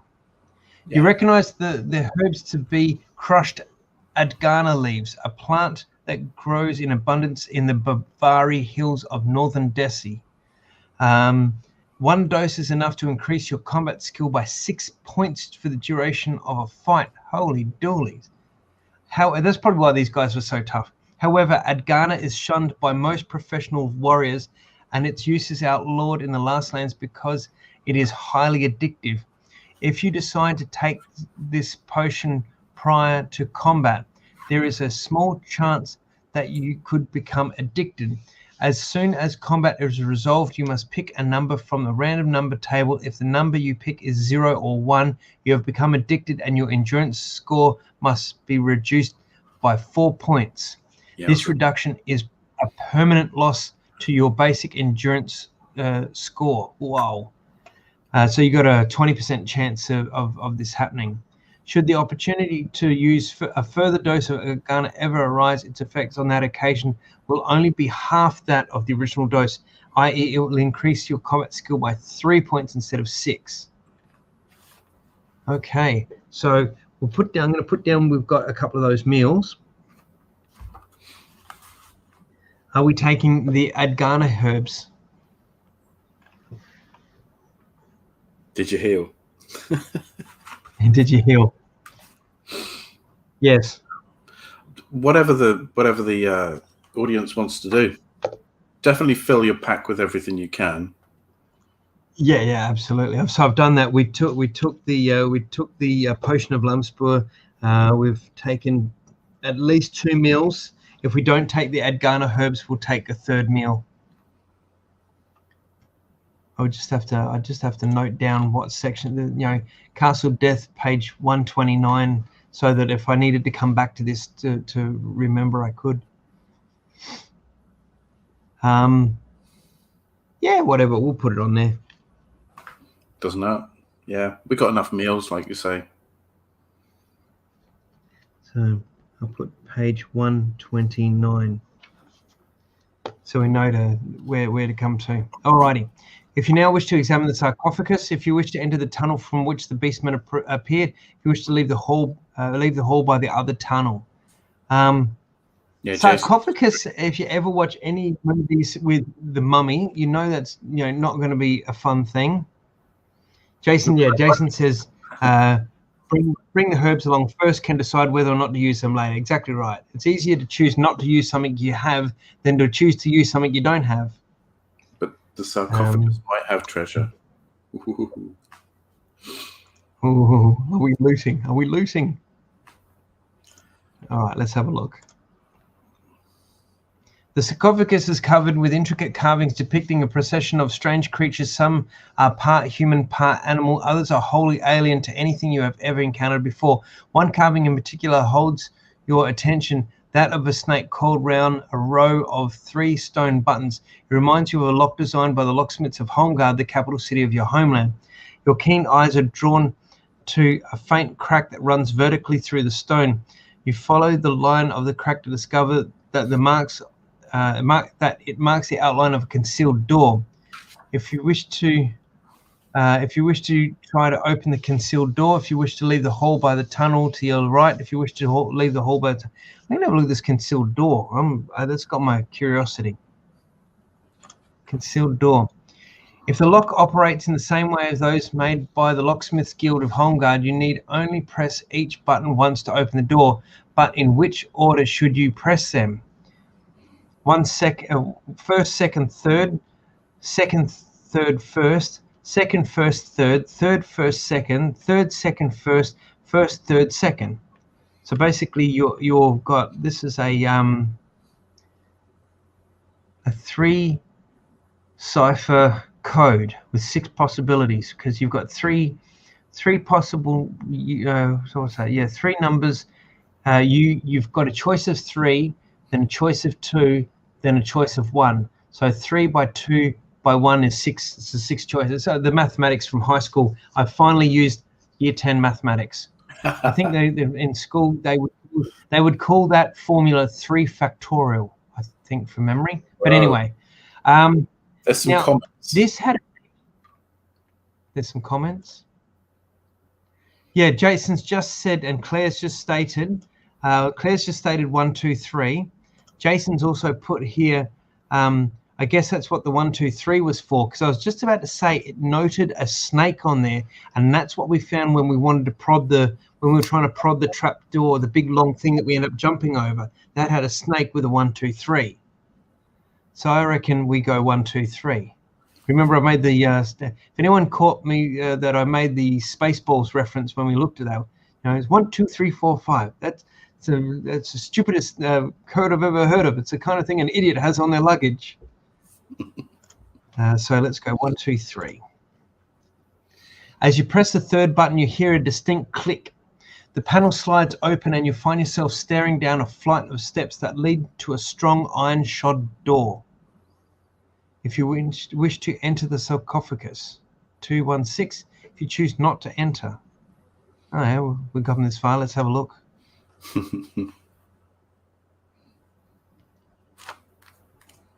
All right. To your relief, you discover that the door is unlocked and unguarded. Beyond it, a torchlight corridor descends through a series of deserted chambers, each one defaced by years of neglecting decay. Rotting curtains and mouldering furniture are all that remains of a sumptuous abode, a luxurious underground retreat for the Lord of Khazad-ud. You are about to enter another of these chambers when the sound of muttering stops you dead in your tracks. 3 spindly-limbed creatures are seated at a table in the center of the room. They chatter excitedly in a language that is alien to your ears and point with slim green fingers at a parchment spread out before them. They wear long hooded robes of purple silk and appear to be unarmed. If you have completed the Lost Circle of Solaris, which we haven't, if you wish to launch a surprise attack on these unsuspecting creatures, if you wish to sneak through the chamber and attempt to reach the corridor unseen. Okay, so we don't have the Lost Circle of Solaris. Do we want to attack them or do we want to sneak past them? Attack or sneak past?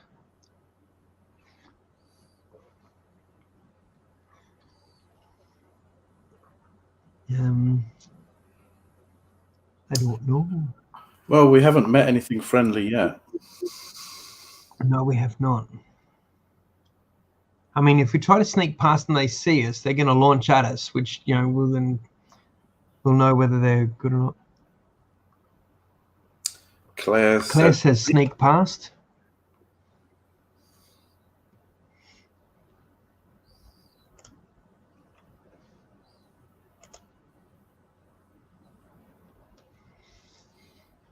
Yeah, I reckon we can. I reckon we can sneak past. Oh, we've got 6 people watching. Thank you very much for watching. We've got we've got a love heart. We've got some thumbs up. We've got thumbs up from Jesse Fernandez. G'day, Jesse. How you doing? Jesse's been a long time fan. He lives in the US. Won one of the competitions a couple of years ago. I sent some stuff to him. We've also got Jason Clintworth, who's an ex-Aussie, lives in Wisconsin. Luke Indran. Now, I'm not sure where Luke lives, but he's been a fan for a while, which has been great having you along, Luke. Thank you. Matthew Sheehan. I'm pretty sure Matt's in the UK as well. Noor Azfar. I'm pretty sure he's either in Malaysia or Singapore. I think it's Malaysia, but he a big fan. Thank you very much for liking. So that's always a lot of encouragement for when people like the post. Alrighty, Claire says sneak past. No one else has said anything, so let's try and sneak past. 343. The chamber is well lit by a row of torches lining all 4 walls, and there is very little furniture to hide behind. Pick a number from the random number table. If you have the Magna Chi discipline of invisibility, which we don't, add 3 to the number you've picked. Oh, it's okay. So it looks like it's stacked against us. So 7 or less, we're going to get sneak. 8 or more, we're going to sneak past. Alrighty. So Clockwork seems to be doing all right. I reckon we keep going with Clockwork. 0. Oh, close. Well, that's the funny thing. What does 0 count in this instance? 0 is usually like high, isn't it? Yeah, 0s are wild, aren't they? 0, 0. For tests, it's normally bad, but for combat, it's normally good. Yeah. All right. So, but we didn't make that anyway. Oh well. 7 or less. The purple-robed creatures rise, shrieking from their table, with their long fingers pointing accusingly at you. In an instant, the corridor beyond is filled with the harsh clang of an alarm bell. Oh, crap. Black-clad armored guards like those you encountered earlier appear at the archway, their weapons. That's a response time you can be proud of. Whoever's running this joint, I tell you what, you've got people ready to, at all points, and get there fast. Their weapons drawn and their visors closed for combat. They take one look at you and hurl themselves forward in a frenzied attack. If you have a bow and wish to use it, well, we do have a bow and we've got 4 arrows, so let's have at it. 50. Your arrow strikes its mark, burying itself deep in the chest of the leader. He screams like an animal and falls forward, impaling himself on his sword as he crashes to the ground. Shouldering your bow, you draw a hand weapon as the other guards press on with their attack, undaunted by the death of their leader. There you go. Okay, Zara Beastman, combat skill 28, endurance 35. Okay, I would say we use Mind Blast again with this to buff to 31. 31. So that's again a difference of 3. They've got 35. We've got 32. Now, last time it took us 1, 2, 3 rounds of combat. So it's saying here if you win in 3 or less, or if it takes longer than 3. So we'll see how that goes. Just before you start, do you need to deduct an arrow, or did you already do that? No, I already did that. Thank you. Oh, sorry. I knew that I had to do that, but I didn't realize we were going to go straight into combat afterwards. So True. I kind of had it in the back of my mind, but I had forgotten to put that down straight away. I should do that straight away when I read it. Alrighty, let's go to the combat table. So where the ratio is 3. So again, that third column in. Needs something high. Yeah, we need some high scores here. So we'll go with Just put that out. You could use the herbs. You could use the herbs. Yeah, we could. Knowing my luck, I'd roll low on the other thing. No, let's just do it. Alrighty. What dice do you want to use, mate? Oh, what's that black one? Is that the elven one? That's the elven one. Oh yeah, we'll go with that one. All right, let's have a They're look. black beast men, so 2. Great black choice. They lose 6, and we lose 3. I believe in the black dice. It's fine. 5. Yeah, Steve, that's an So improvement. 9 is 20, and we lose 2 for 27. Oh, sugar. Oh, hang on. Oh, I can't even get it. 7, that's a bit better. Yeah. 7. They lose 11, we lose 1. 26, Right. 11 is 9. It says But we've exceeded our 3 rounds of combat there. do we? Yeah, it says if you win it. Yeah. Do we still have to win the fight? I think so. Because we still have to keep going. Yeah, keep going. I've just had a quick look at 160, and it implies that you've finished the fight. So yeah, keep going. Right. Okay, cool. So hang on, that was 2. So 2 is they lose 6. They're down to 3. We lose 3. We're down to 23. 6. So they lose 10. So they're minus 7, and we lose 2 for 21. Alrighty. Yeah. So if you win the combat in 3 rounds or less, if combat lasts longer than 3 rounds. So I don't think that necessarily means if you finish it. So 160, I can always backtrack it to the last 3 to restore any endurance or whatever. Yeah. 160. Oh, hang on. It does imply you finish it. As the last enemy falls dead at your feet, a section of the wall slides back to reveal an ugly bearded dwarf wearing a grimy black velvet jerkin.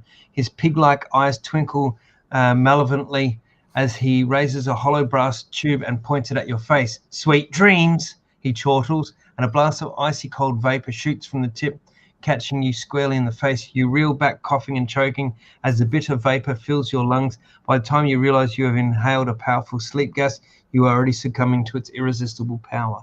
Oh, lovely. Going well. So we're down to 21 there. Alrighty, turn to 165. You awake to such an astounding sight that you feel sure you must be dreaming. Before you lies a titanic circular hall of glittering marble, rising tier on tier like a gigantic amphitheater. A vast pit fills the center, from which arises a pinnacle of black iron, which is licked by sheets of flame that roar up from the depths below. Scores of seated creatures crowd the tiers, every one of them staring at you, their eyes like pinpoints of fire gleaming coldly from the shadows of their hooded robes. You hear the rustle of their mocking laughter, and your skin prickles with eerie premonition. A great gong booms in the distance, and a doleful chant arises from the crowded tiers. An urge to run from this evil place grips you like a fever, but your wrists are manacled securely to a bronze ring fixed to the wall above your head. Oh, so there's a... Looks like a whole bunch of cats wearing robes, doesn't it, those eyes? Sorry, Heath, you're on your own. I'm with these guys. If I can get it over my head. It's got his... For a second, I thought you meant like you had to leave somewhere or something. No, I'm with them. There's more of them. There's only one of you. You're a lone wolf. Let me scroll back up here. Yeah, there we go. You meant to have your hands together, clasped in the sleeves as well, and flames either side. Do it. Oh, like I was at school. Do it. Mr. Penwarden, your homework, please, sir. Let the trial commence, commands a mighty voice, filling the hall with clamorous echoes. As one, the robed spectators rise from their seats as a shaft of light pours down upon the pinnacle, illuminating the outline of a man, white-haired and gaunt, seated on a massive throne of solid, gleaming gold. Suspended in the air above his head are 2 crystals, One as clear as polished diamond, the other as black as the grave. A crackling arc of energy travels between the two, and its flickering blue light sheds a ghostly shadow on the face of the seated lord. "Intruder," he says, his voice soft yet chilling. Thanks for the heads up, Jack. "Intruder." His voice soft yet chilling.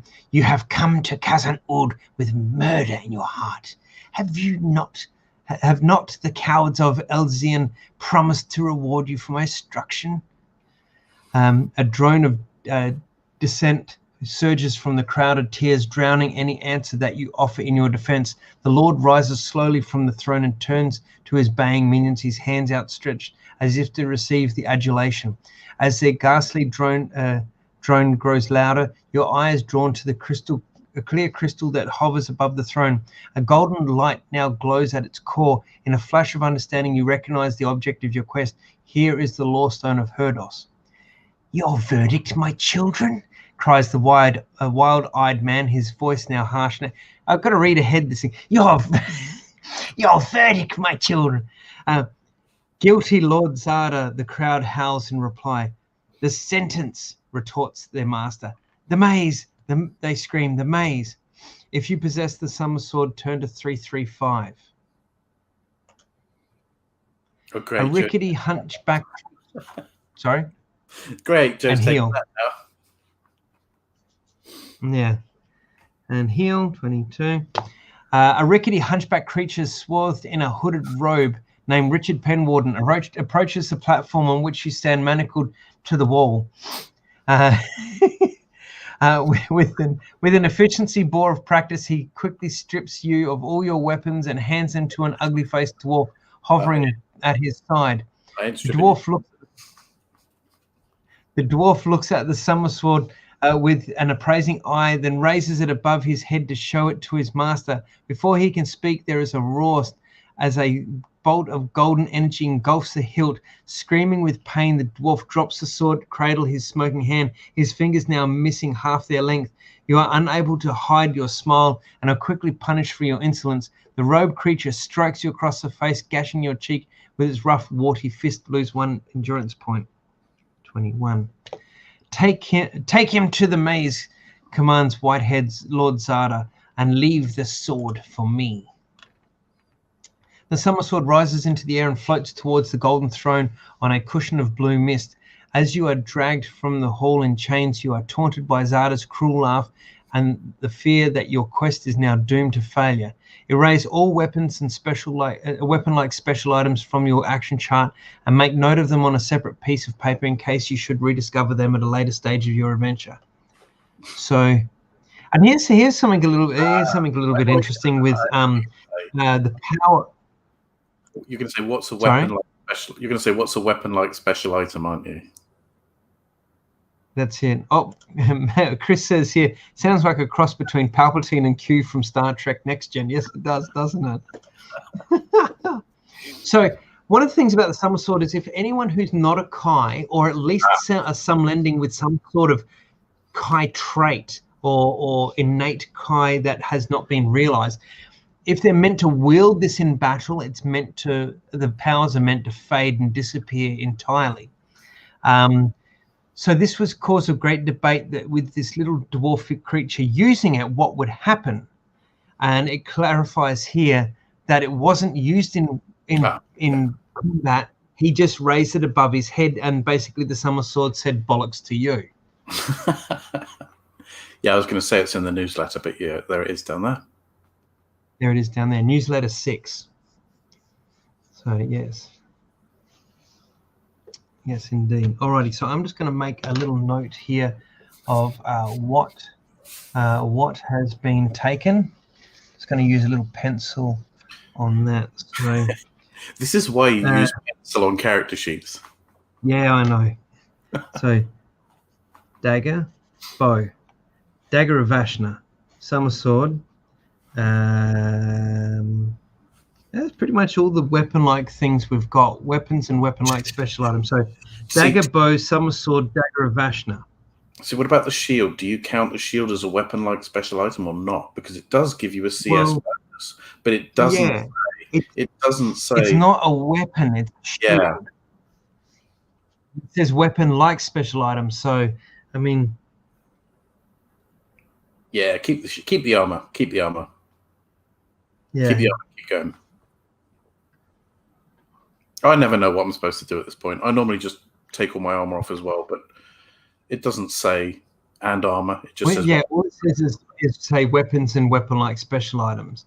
I mean, a shield and armor is not weapon-like. They are used for combat, but they're not weapon-like unless the shield has a specific thing on there to say it can be used for combat as a weapon rather than for combat as armor.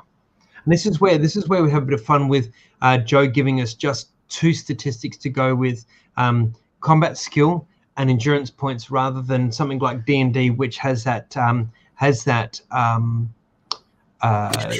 range of six skills, 3 physical and 3 mental. What is Jason? Jason says here, use your torch to heat the loaf of bread in your meals till it's hard for a makeshift spear. Yeah, that's it. That sounds legit. Yeah, well, hey, it's like a French baguette of death. Oh God, I shall kill you with my baguette. Jousting with it, yeah. Yeah, got this image of what's the little fox on the dog from Labyrinth. Oh my goodness, Sir somebody or other. Yeah. Oh gosh, yes, him. Sid. I can't think of it. Anyway, doesn't matter. All right, let's get back to it. I know what you mean. Yeah. Oh, back to the story already. Okay. Right. So we've lost all of our weapons. Yeah, I know. We've lost all of our weapons and weapon-like items. We've lost all of our backpacks. We've lost all our fans. Then scream your toe. Well, that's the thing. That it doesn't say take any backpack items. No. All it says is erasable. So that's a good thing. Yeah, it's just your weapons. An escort of armored guards forces you along a steel passageway lined by a crowd of jeering minions. They punch and spit as you pass between them, and their foul curses ring in your ears. The guards halt before a huge door of iron and unlock the manacles that encase your bruised and bloodied wrists. The points of their spears never wander far from your throat, discouraging any attempt at escape. The door rumbles open and a cheer goes up as you are pushed headfirst into a foul-smelling pit. Welcome to the maze, sneers the chilling voice of Lord Zada from somewhere high above your head. You struggle to your feet and peer up at a ceiling of swirling mists. A faint glow is gradually taking shape, condensing and forming into the likeness of a human skull. Baleful green eyes stare down at you from bony sockets, and a powdered wig like that of a high court judge sits squarely upon its fleshless head. You came here to kill, but your plans have been foiled, and now you must face the consequence, echoes a voice in the skull. You have been sentenced to enter the maze of Zada. If you escape, your life may be spared. If you fail, then you will surely die, a fitting end for one who came here in search of death. The skull retreats into the mist, and a deathly silence fills the pit. A semicircular shadow forms on the wall ahead. It grows larger and darker until it resembles the mouth of a cave or tunnel. Suddenly, a gust of chill air whistles from out of this darkness, and you realize that you are staring at the entrance to the maze. Enter, orders the voice. Enter or die where you stand. It is no idle threat. A crossbow bolt slams into the sand barely inches from your feet. The click of a steel drawstring warns that another could follow if you disobey the command. Reluctantly, you step forward and enter the maze of Zada. 111. You are standing in a passage, the walls and floor of which are completely sheer and smooth. Overhead swirls a mist that gives off a dim, diffused light, just sufficient for you to be able to see your way ahead. Without your weapons, you feel naked and vulnerable, but you take comfort in the fact you still have your backpack, your gold crowns, and your special items. Cautiously, you walk along the passage, expecting the unexpected, until you arrive at a circular vault. There, upon a block of marble in the center of the floor, lies a steel sword. As you step into the vault, slabs of stone sink to the floor to reveal 2 exits, one to your left and one to your right. And we should heal.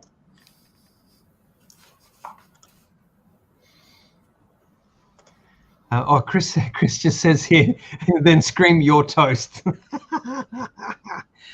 I can see that. Battle of the baguettes. Alrighty. So, healer point. So we're 22. Should we use, given that we're now in the maze, we've got 2 potions of Lamspore. Should we use one of them to? We're 22 out of 32 endurance points, so we're down to roughly 66% of our score. Should we have out one of the potions of Lamspore so that we can do a quick heal? That sounds like a good idea. So we're up to 26 out of 32. Now it says Magna Discipline of Divination or Psi Screen. We've got both. So what we might do is click on that, because this part I do remember there's something to do with the sword. I'm sure of it. Oh, great, we're saved. The sword itself appears plain and unremarkable, but the block on which it rests gives off a strong aura of magic. Your Kai mastery makes you wary of stepping any closer. If you have the Magna Discipline of Nexus, which we don't, if you have a rope, which we do, if you wish to ignore the sword and go left tunnel or right tunnel. So should we have a rope and try the lasso? I reckon. Yeah, definitely. We kept losing the rope, so we must have needed it for something. So yes, indeed. And non-combat, so let's heal a point. So we're up to 27. Okay, rope 182. You have no difficulty in looping your rope around the hilt of the sword and drawing it towards you. It is a very plain, heavy-bladed weapon of poor quality and unworthy of your scabbard, but in this strange and hostile maze, the rough steel blade helps restore your hope of survival. Because if I remember correctly, and it's good that it's a sword, if I remember correctly, now that we've got this, because any combat without a weapon, you 4 combat skill points worse off. Yeah. Now that we've got the sword, we can use weapon skill. Weapon skill for 2 points. So I've just got to rejig. I've got to remember to rejig our combat skill when we get to an actual fight. So I'm just going to write down sword. Okay. Left tunnel or right tunnel is the options.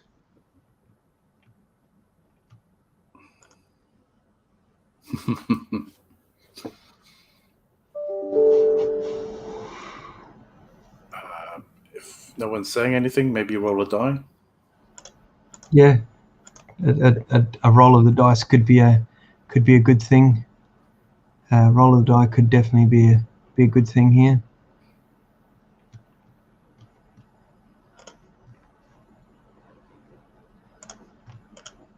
Alrighty. Odds left. Oh, Chris has put always go right. I don't know if that. Always go right. Well, that is the Matthew McConaughey choice. All right, all right, all right. Oh, bad dad jokes. Bad dad jokes continue. Right tunnel. You walk along the passage for several minutes until it turns sharply to the left. Cautiously, you peer around the corner, your basic Kai instincts alerting you to a potential threat. Peering down, you see a beam of light shining from one side of the corridor to the other. The passage ahead looks no different to those in the rest of the maze, but you feel sure that it contains a deadly trap. If you wish to step over the beam of light and continue along the passage, if you choose to walk through the beam. I love it how with something like this, you don't get the choice to use divination. We already know that there's a trap, I guess. Yeah. Let's heal 28. Oh, well remembered, yeah. Step over, step through.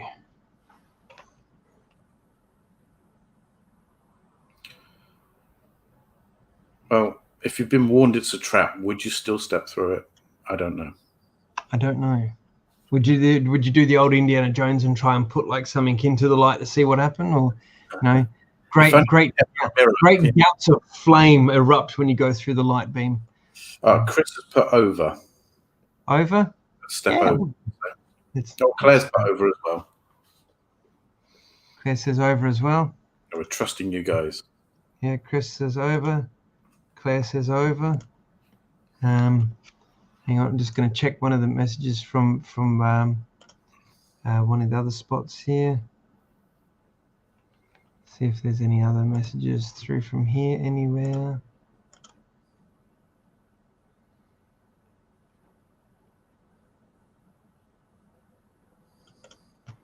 Nope, no other messages from any other spots. It should rightfully come up here. And as you can see, any of the comments there that in our little screens, Richard, you can see that's got the Facebook F there. Yes. I think we had a comment earlier on in the piece when Michael from Dead Aussie Gamer was looking. He's watching via Twitch. So a lot more people watching via Facebook Live.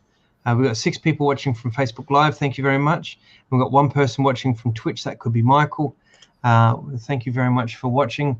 Alrighty, we've got everyone saying go over. Let's go over. If you used to step over the beam of light. They must be right. Jets of fire spurted from the floor and the walls, momentarily blinding you. A wave of searing heat buffets your face, singeing your hair and eyelashes. Lose 2 endurance points. And I joked about that earlier. Didn't know that that's what was happening. I wonder what would happen if you had to walk through it. Maybe that's that's the unlock. That's the disarm. It doesn't happen. So 2 endurance points brings us down to 26. And forcing you to retreat for fearing of being burned alive. Suddenly there is a ghastly scream. Something is approaching you through the flames. In the next instant, a blazing human form staggers into view. It shrieks in agony and lurches out of the fire jets, its arms flailing wildly as it launches an attack. Okay, Nexus we don't have. We can prepare to defend ourselves, or we can run past the attacker and into the blazing inferno, or we can run back along the tunnel.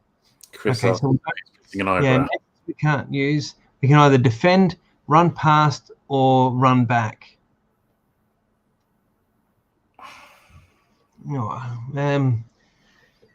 This is definitely D&D Tomb of Horror sort of stuff. Definitely D&D Tomb of Horror sort of stuff. I don't know about running into the blazing inferno. Would you do that? I don't know about running into the blazing inferno. Now, if this was an illusion, we've got the divination skill, which would alert us to it being an illusion. You would think, because that's what happened with the guy when we were up in the ruins. Yep. So, Chris says, "Am I missing an eyebrow?" Nothing. You couldn't get a texture and put it back on with. So we've got either running back or defend ourselves. Run past, run back.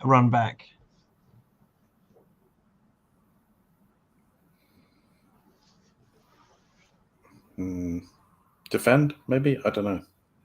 Oh, Claire says evade. Claire says evade. You know what? We're not getting any options here for dispelling an illusion. I reckon it could, and it's asking you to use Magna Chi Discipline of Nexus. So there's a little bit of metagaming here. That would tell me almost that the flames could be real, and if we run into it, we could die. If we try to defend against this dude, whoever, with either he's by his no fault of his own on fire, or whether he's some sort of screaming fire sprite, I think evading back is probably a good step. So we'll evade by running back. Oh, great. You race back towards the corner, but a slab of smooth stone is rumbling into view, sealing off the only exit. You are forced to stop and face the fiery attacker. Technically, you can heal. Well, technically, yes, we could heal. Up to you. It's not combat. We're under duress, but it's not combat. 27. 126. With a cry that shakes your soul, the creature leaps forward to claw at your throat. The creature is immune to Mind Blast, but not Psi Surge. Unless you have the Magna Chi Discipline of Nexus, double all endurance points you lose during the combat due to the severity of the burns you sustain. Oh, wonderful. Flame Man. Because as much as I love Joe and his work, And you've come up with some great names, Joe, but Flame Man was the best you could do for this one. Okay, I will give you a pass because you do come up with some great names for things, but Flame Man, I'm not sure where that was coming I think from. I'd be stupid enough to come this way, so you know. Maybe. And Chris had Vade as well, so it'd be in the same thing. Okay, so if only we could have thrown a fire seed at him, that would have got him. yeah, that's it. So combat skill of 15 to start off with. 15 shield adds 2, so 17. Helmet adds 2, so that is 19. We have a sword. We have weapon skill with a sword gives us 2. So what did I say? 17, 19, 20. Oh, I thought you said 21. 15, 17, 19. Helmet, sword. 21, yes. Yep, 21. So 21 is how, and he's immune to Mind Blast, so we can't use that. So 21. 21 take away 14 is a ratio of 7. So we're still that's pretty high. That's pretty good. Endurance of 40. So he's got plenty of fuel to keep burning. And we're currently on 27 endurance points. So it's not going to be all, biscuits and gravy. Especially as we take double damage in this one because we don't have. So that's why I'm glad we've got a ratio of 7. So combat results table. So down to the bottom line, 7. So we are third column from the right. And we double our hit points. But just having a quick look at that column, there are low numbers there for Lone Wolf. So I'm pretty happy with that. Alrighty, let's, okay, what dice we're using? There isn't a fire dice here. Is that a white one? The white one is the Dwarven dice. Yeah, use the Dwarven dice for White Hot. White Hot, why not? White Hot and Smooth Stone. I think it rolled pretty well last time. 7. 7's pretty good. I'm happy with 7. So we're, what did I say? Third column from the right. 7 is no damage to us. Perfect. So we can't double 0 is 0. But it does 14 to them, or him rather. 40 minus, what did I say? 14 is 26. Yeah. Good. We're off to a good start. Okay. Roll again. Is a 6. So this is 12 to him, 1 to us. So doubled for 1 is 2 to us. So 25. And what did I say? 12 to him means that he's down to 14. Nice. Going well. Oh, 7 again. Yes. So what was that again? 14 to him is exactly what he's got. 0. We lose nothing, so we're on 25. Oh, that wasn't too bad. Yeah, that was pretty good. And pretty that could have gone so much worse.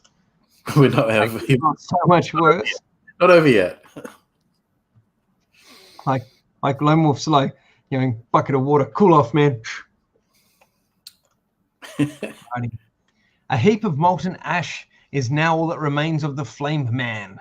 Then, as suddenly as they began, the jets of flame shut off, leaving the passage ahead shimmering with a heat haze.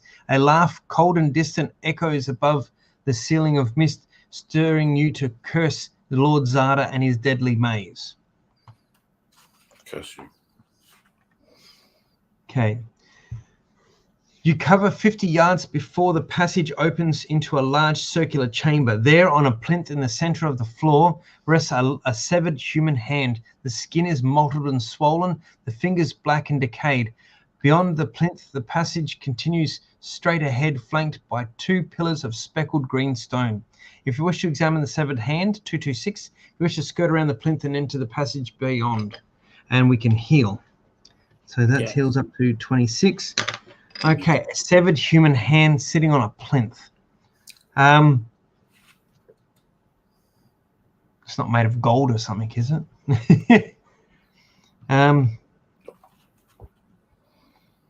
Do we need it? I don't know. Do we have room in our backpack? Well, we had one of the potions of Lumpspus. We do have room in the backpack to take it if it's of any benefit or use.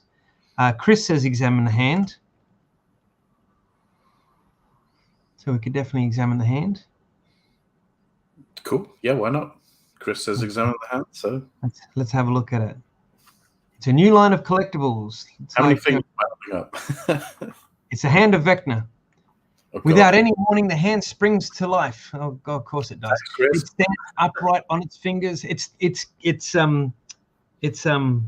thing from Adam's Family. It stands upright on its fingers, the first two drawn back so that it resembles a monstrous spider preparing to attack. You step back aghast as it scurries around in a circle on the granite plinth. If you wish to attack the hand, if you have a fire seed and wish to throw it at the plinth, if you wish to skirt around the plinth and enter the passage beyond. Attack, fire seed, or skirt. I'm almost tempted to say let's attack this thing. Talk to the hand? Wait, fire seed? Talk to the hand. There's a fire seed, but fire seed. We've used one, didn't we? Didn't we use one? Yep, yes, we did. We used it against the snakes, the little tiny. That's right. Yes, we did. Chris says attack. Claire says fire speed, but I think she means fire seed.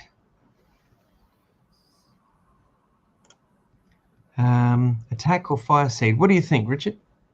I was almost thinking like we just attack it, but yeah, the fire seed thing. I like fire seed. I just like using magic stuff and things and fire seed. All right, like Batman or something, you know, sort of thing. Yeah. Batman. What would Batman do? He'd throw us fire seed. That's it.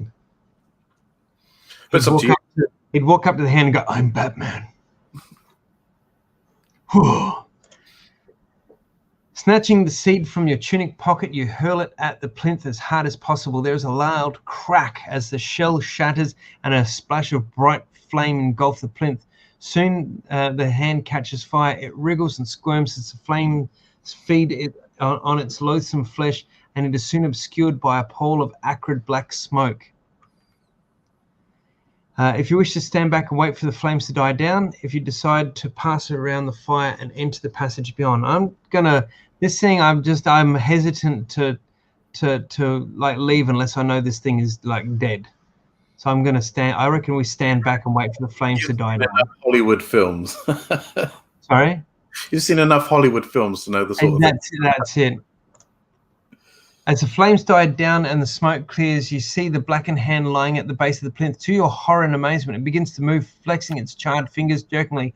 Open mouthed, you stare in disbelief as it suddenly springs into the air and hovers above your head, its writhing fingers stretched out open as it plummets towards your skull. Oh, God. Pick a number on the random table. Hunt Mastery we do have, so we add 3 to it. Okay. What dice screams severed hand to you? I'm almost tempted to say let's keep going with the dwarf dice. That didn't go too badly before. Okay. 6. But we've got Hunt Mastery, so we can add 3 to that, which means our score is 9. So that's excellent. 7 or more, 2, 3, 5. The hand is fast, but you are faster. Diving and rolling, you avoid its initial attack and crouch ready to receive its next attempt. It rises once more, and as you stare at its ghastly form, you suddenly realize its horrific purpose. It is a predator, an evil sentient being that can only survive by consuming an exclusive form of nourishment, live human brain. Oh, we're safe then. Well, yeah. You fight back your rising fear as it speeds towards you. This creature is immune to mind blast, but not psi surge in combat. Rakos, combat 18, endurance 30. Now, what did we say our combat skill was? 21. 21, yeah. So 21 minus 18 is 3. Endurance 30, and our endurance at the moment is 26. A lot of fights. Yeah, there's been a lot of combat so far. I mean, not that we've slowed it down with our banter or anything like that, but this has been the most bogged down combat book I've been through. I mean, here we are coming up on 3 hours, 24 minutes, 25 minutes, and usually by now we're propelling towards section 350. So we'll see how this goes. I mean, we might have to take it out to the 4-hour mark. You're happy to hang around if this blows out to 4 hours? So far, so good. Yeah. Cool. Alrighty. So we've got our combat ratio. Let's go to combat results table. So we want the second table, which is good. We're looking for 3, which is the third one in from the left. So there it is there. 0 has a result of 16 and 0, just because it's just off the screen. I mean, I can zoom back out a bit and we can kind of see it there. Alrighty. Alrighty. What dice are we going to use? I might just stay with dwarf dice again. Yeah. Here we go. Okay, so 3 and dice is a 6. So it loses 10, we lose 2. So it's down to 20, we're down to 24.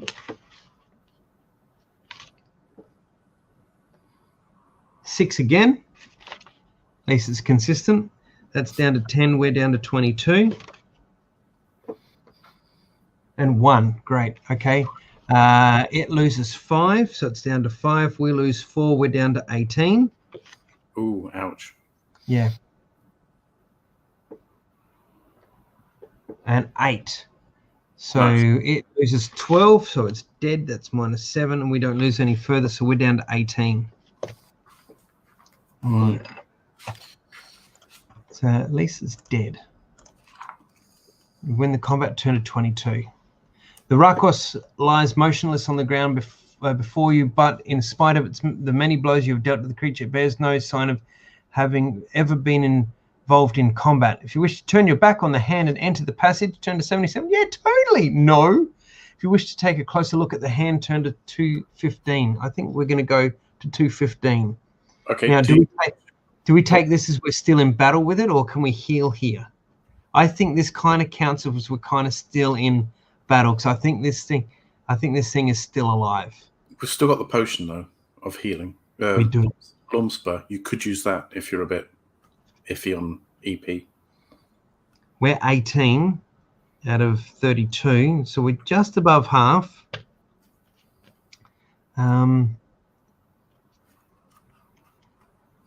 Well, this effectively, if this effectively is, yeah, is this still combat? Is this not combat?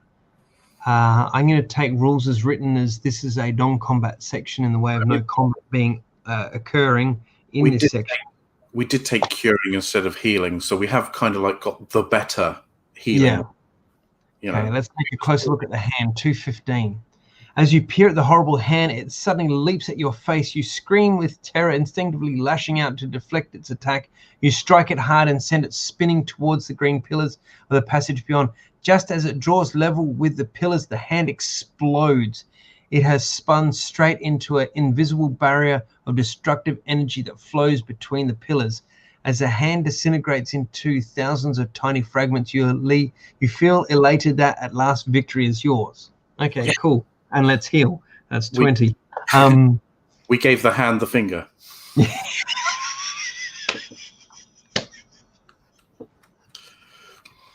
Yes, indeed. Yes, indeed. We gave the hand the finger. That was tough. That was. I'd never come this way, so it's new for me. There we go. I think when I read this through as a kid, this was the way I came with it. I remember the hand. There's a picture somewhere of this hand with this like almost bag lady fingers. We'll have to once we finish it, we'll have to try and quickly look for that in one of the books and pull it up on the screen here. So did we say we healed a point here? Yes, we did. I'm pretty sure we did. That's it. What number is that? 198. Okay, so we're at 215.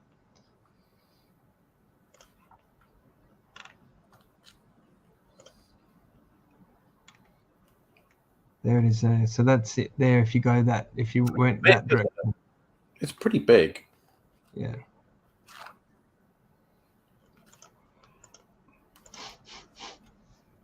Alrighty. 334. 334. Good, booms the voice of Zara as you enter the passage. The cowards of Elzian have at last sent a warrior worthy of my maze. The words conjure up a picture of Lord Zara seated on his gold throne with the object of your quest, the lawstone of Herdos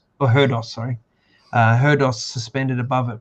The image strengthens your resolve to survive this accursed maze and escape.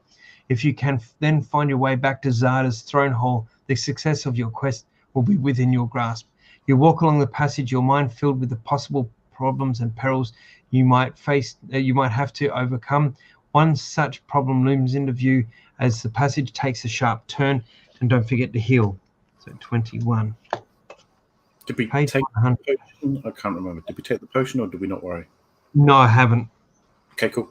I haven't.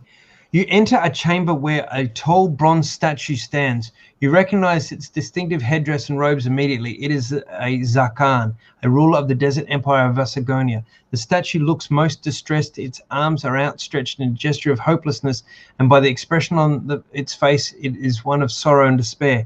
Beyond the statue, an oval-shaped door is set flush in the wall, but you discover that it is locked. The mists grow brighter. Once more the skull appears and speaks, its voice as comforting as a raven's croak. Listen to the Zagan, ponder what you hear. Give the correct answer, for fear he sheds a tear.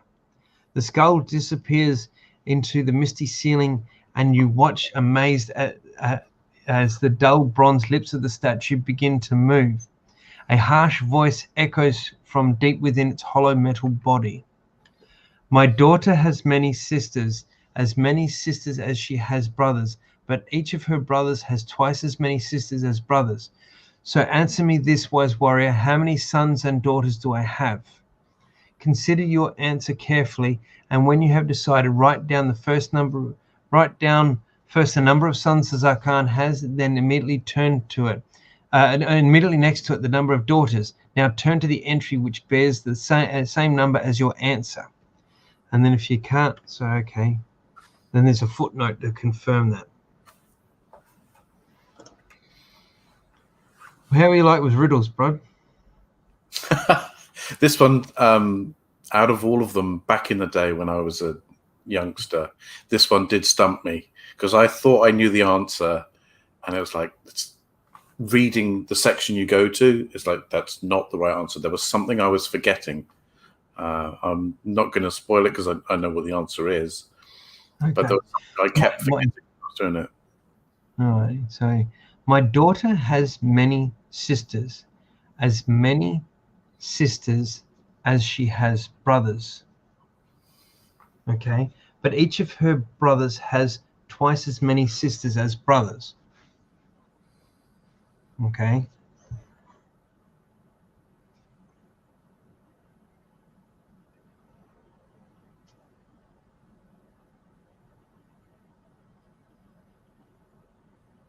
So daughter has sisters.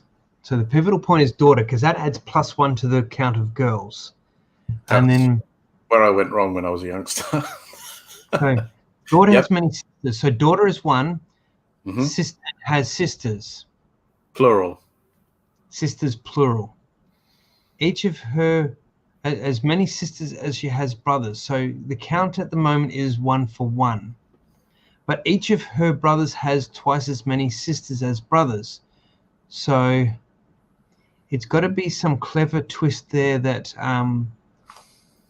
the +1 of her makes the difference. So like if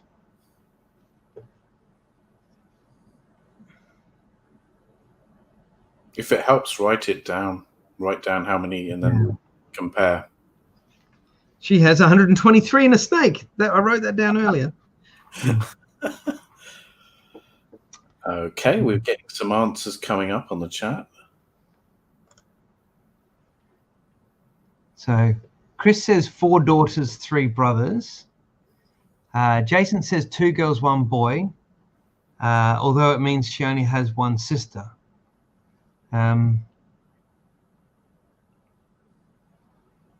4 daughters. So Chris says 4 daughters, 3 brothers. So let's have a look at that. 4 daughters, 3 brothers. Okay, so 1 sister. As many sisters as she has brothers. So that kind of makes sense with, you know, she would have 3 sisters, 3 brothers. But each of her brothers has twice as many sisters. Each of her brothers has twice as many sisters as brothers. But yeah, 4 daughters, 3 brothers. Wouldn't that mean that you? Yeah, it says the brothers have twice as many Yeah. sisters. Because no, Chris is onto something here. Because when you take the position of the brother, you have 2 brothers and you have 4 sisters. I think Chris has got it. And that was where I always went wrong as a kid. Yeah, Chris has got it, because you double 3 is 6, but you can't double 3 because when you count from the brother's side, you don't count yourself. Yep. So I think Chris is right. Yeah. So 4 daughters, 3 brothers. So write down the number of sons, 3, and a number of daughters, 4. So I think we then turn to 34. Okay, let's have a look. This is on you, Chris. Well, it's not on us. 34. There we go. This section is correct answer for the Zarkan's riddle, section 100. Well done, Chris. Thank you, Chris. We totally had that. We're just letting Chris work it out. We tried to Well done, mate. That's awesome. And I love this. I love this interaction, because I reckon that might have tripped me up. I kind of had it in my head, but once you're right, when you said write it down, once I like when I clicked it up on the screen as what Chris has had there, that's when it sort of got me about, hang on, you can't count one of the brothers because you take the position of the brothers. Yeah. So Chris is saying, sure, we had it all correct.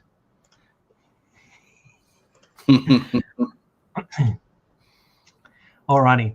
In reply to your correct answer, the oval door emits a click and slowly swings open. You step through and descend a steep ramp to a long corridor whose walls are covered with what appears to be gigantic cocoons that stretch into the distance for as far as you can see.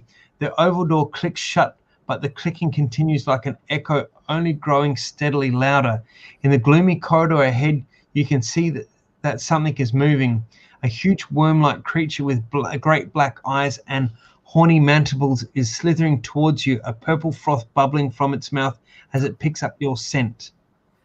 Okay, invisibility, animal control, silver whistle, which we don't have.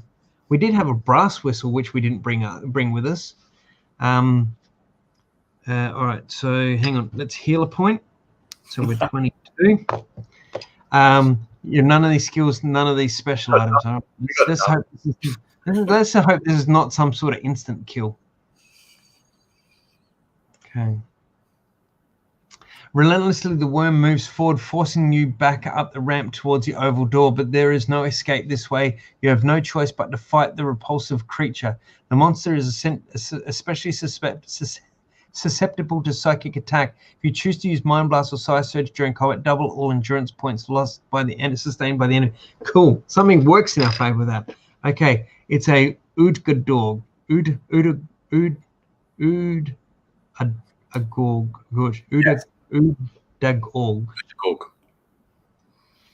Okay, I take back the fun I was making at Joe for calling the last guy Flame Man, because this is there on unpronounceable. Oh, you wait till Vincent does the definitive edition. Oh, yeah. All right, so combat skill 17. We had combat skill of 21. We add Mind Blast to that for 23. 23 minus 17 is 6. It has 17 endurance. We have 22 endurance, but we double its losses. Yeah, we do double damage. Yeah, nice. It's like critting every round. Yes, indeed. So 6. So we're the middle column there where it says 5, 6. Alrighty, let's give some love to the forest green, because this is some sort of grubby worm thing. So let's give some love to the forest green. First one off is 5. So where ratio 6 go down to 5 is it loses 10, we lose 2. So we lose 2 to 20. It loses 10, but we double it because we're using Mind Blast, which 10 doubled is 20, which means we've killed it pretty much straight away. It's down to -3. Woo. If the worm attacked and hurt you, You are dead. Wait, what? Okay. If you win the combat, turn to 209. Your killing blow makes the Uda Gorg twist back on itself, its head disappearing into the misty ceiling. There is a deafening crack as blue lightning engulfs its neck, cracking snake-like around its horrid body and filling the corridor with a smell of burning meat. The creature thrashes wildly for several minutes, and when its gruesome dance finally ends, you see that the canopy of mist is no longer there. In the darkness above you, you see a deserted walkway and a metal observation platform. Ooh. Ooh. Onwards and upwards? Onwards and upwards? Like, I do remember, like, in a metagame way that you couldn't go through that because it was all magically wibbly wobbly. Maybe because this grub has done that, we can get up onto the platform. Worth a try, do you think? Yeah. Oh, we got a healer point here. 21. I reckon it's worth having a shot at trying to climb up it to see if we can get out. Cool. Yep. No one's saying no, so. No one's saying no. Yeah. The only thing you realise as well is the way this technology, the software works. We have about a 6 to 7 second delay before, even though it's live, there is a 6 to 7 second delay before people see. So we kind of got to give 10-second buffer for people to hear us, to have a quick think, and then act on something. You know, you've almost if you almost need 10-12 seconds, and that also slows this down quite a bit too. See, it's not us. Chris is commenting, he's put climb. Yeah. Chris is saying climb up. He did say climb before, but it also says climb up or climb over. So he said it again to make clear that he wants to climb up. Yeah. So let's climb up and onto the platform. 294. As you pull yourself onto the cold iron okay, so no lightning, sweet. As you pull yourself onto the cold iron platform, you see the maze spread out below you like the surface of a massive brain. Each chamber a cell populated with perils created by the devilish imagination of Lord Zada. A crisscross of interconnecting walkways is suspended above the maze by gigantic chains that vanish into blackness. You hurry along the iron path towards a staircase that descends to an arch beyond the boundary wall of the maze. As you run through it, you can hear an alarm bell echoing in the vastness above.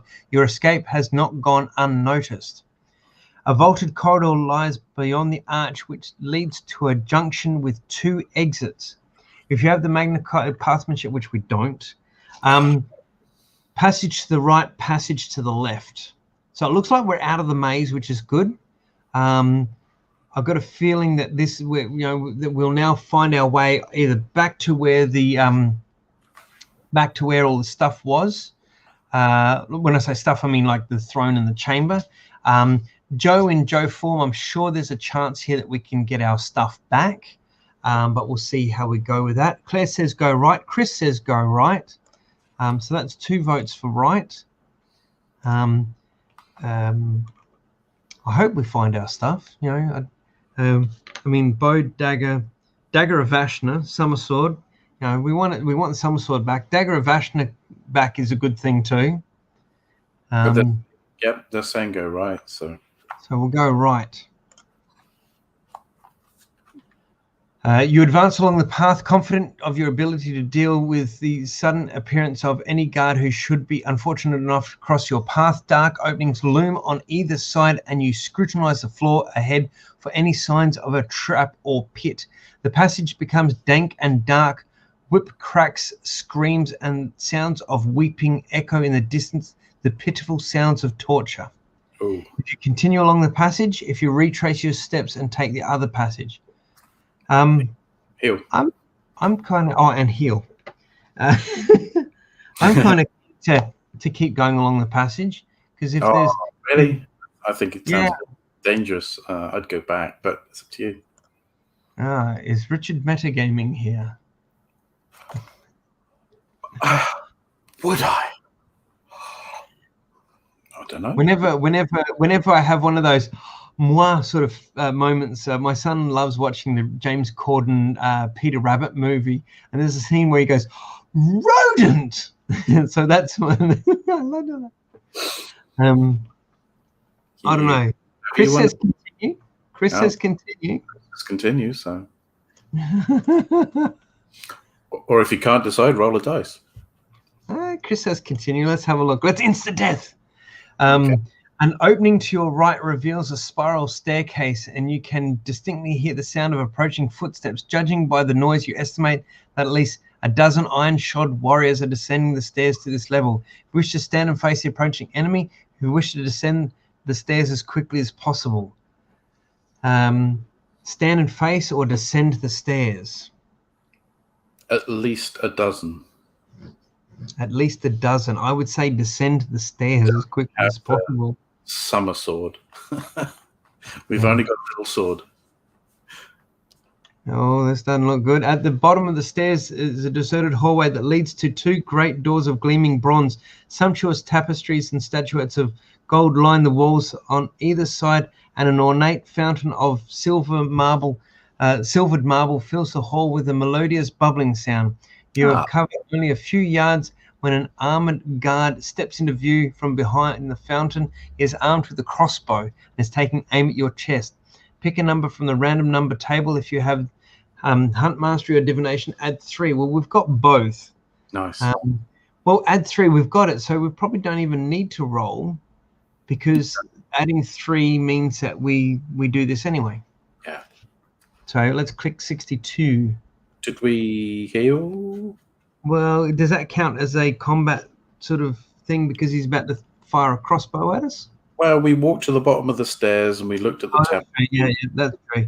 We'll heal 23. So let's see. The guard fires as you run at him, the sneer on his face, boasting his confidence that you will soon be a dead man. You twist aside to avoid the lethal bolt, escaping with nothing more serious than a torn sleeve and shattering his confidence. You attack and he attempts to parry your first blow with an empty crossbow. You knock it from his trembling fingers, leaving him without a weapon to hand. Gosh. So we've got another weapon. We've got another fight here. Another fight. Another fight. Let's see, 21, 23. Yes. So 9 is our ratio. He's got 22. We've got 23. Table of contents. Combat results table. We're looking for 9. So along that left-hand side.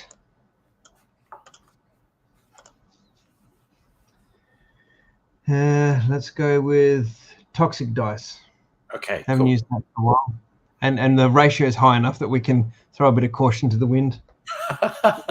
2. 2.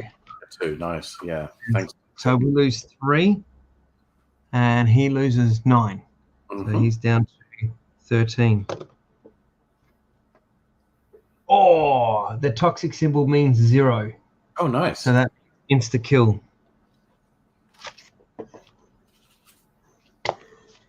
Cool. Well, that was easy enough.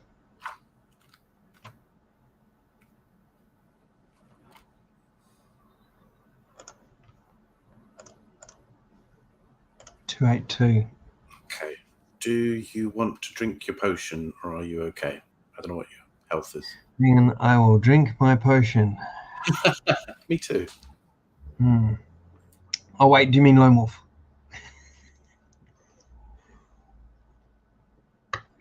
It's gone all cold again.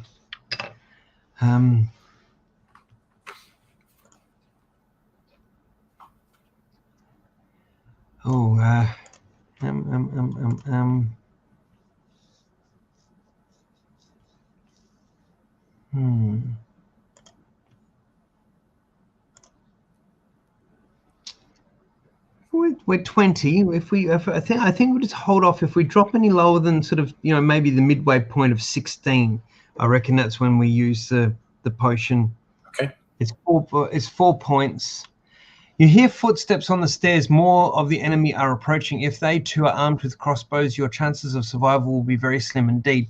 Before you stand 2 great bronze doors flanked on either side by tapestries and gold statues. If you wish to open the doors and enter, if you wish to examine the tapestries, if you decide to stand and fight the approaching enemy. I'm not going to fight. I think that's a bad idea because crossbows. Open the doors and enter. Okay, that could be a thing, but what if there are bad guys on that side too? Examining the tapestries is a bit of an interesting one. I'm kind of thinking that that's a magic bone there that we're being thrown by Joe, because I wouldn't be surprised if there's like a hollow behind it that we can hide in and hide from the guards.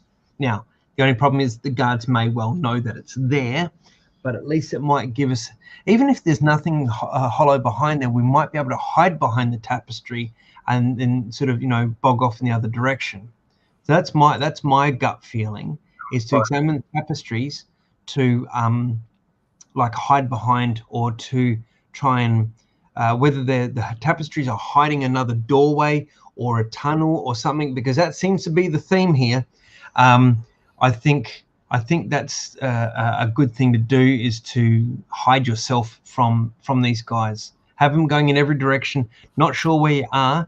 If you go through the doors, I mean, hey, who knows what's on the other side of them, but it's kind of a logical choice. They'll be following you in that sense. So I reckon we examine the tapestries. Chris says examine, but before you do that, did you heal? No, that was the next thing on the thing. That's right, between the two of us, we'll get it all sorted. So we're up to 21. Our current combat skill is 21, 23 with Mind Blast. Our endurance points, original score is 32. We're at currently 21. So just letting everyone know, as those playing along at home. Excuse me. Let's examine the tapestries. Cool. The tapestries are similar to others you've seen in the lower levels of the Khazan Ud. They are extremely beautiful and exceedingly valuable. However, it is what you discover behind them is of great interest, for they conceal a secret door. Your basic Kai senses alert you to a tiny button set in the wall. You press it and the door slides open to reveal a circular tunnel of gleaming steel. Quickly you enter and the door slides shut. Moments before, the hall is filled with Zarda's guards. 50 feet along the gleaming steel tube, you arrive at a circular door in the wall on your left, and heal. 20%. You're getting fed up with me. Hey? Like, you're getting fed up. You'll be like, I'll say heal before he does. It's healing with aggression. Heal. Door or tube? Door, I reckon. Let's have a look. Do you have a gold key? Yeah. Let's do door. Door. You spin a screw-like handle set in the center of the door, releasing the lock. You open the door and enter. Inside, you discover a room of steel. The walls, ceiling, and floor. What's the Superman theme? Man of Steel. I've got that in my head now. The wall, ceiling, and floor are all constructed of metal plate, which is polished to give a mirror-like shine. Low iron tables are set out with implements and accessories of magic, crucibles, retorts, aladels, flasks, and all manner of twisting glass tubes which bubble and seethe with multicolored liquids. Vellum-bound tomes and crumbling parchments litter the shelves, competing for space with repulsive-looking pink organs floating in glass jars of vile-smelling preservatives. Quickly, you scan the shelves in search of useful items, and to your delight, rediscover all your confiscated weapons. Ha! Fantastic. Oh, cool. And some other goodies as well. Okay, so, hang on, I've forgotten to... I've used a pencil to rub off, like to cross out the weapons and that. So I just got an eraser to cross that off. So dagger, bow, dagger of Vashna, somersault. The only thing now is the plain sword that we had. I think we're pretty happy to to ditch that plain sword that we lassoed with the rope. I think we're pretty cool to ditch that. Like that was it was just what we found at the time. I don't think it's anything special. Yep. Cool. All right. Well, that's brilliant. We've found our gear, which is good. In addition to your weapons, you discover a large jar of concentrated lamb spur, restoring 8 points. Should we just chuck that down right now? I reckon we eat it right now. Yeah. That means we're up to 30. And a Khazad Oud Platinum Amulet. Yeah, we'll take that too, thanks.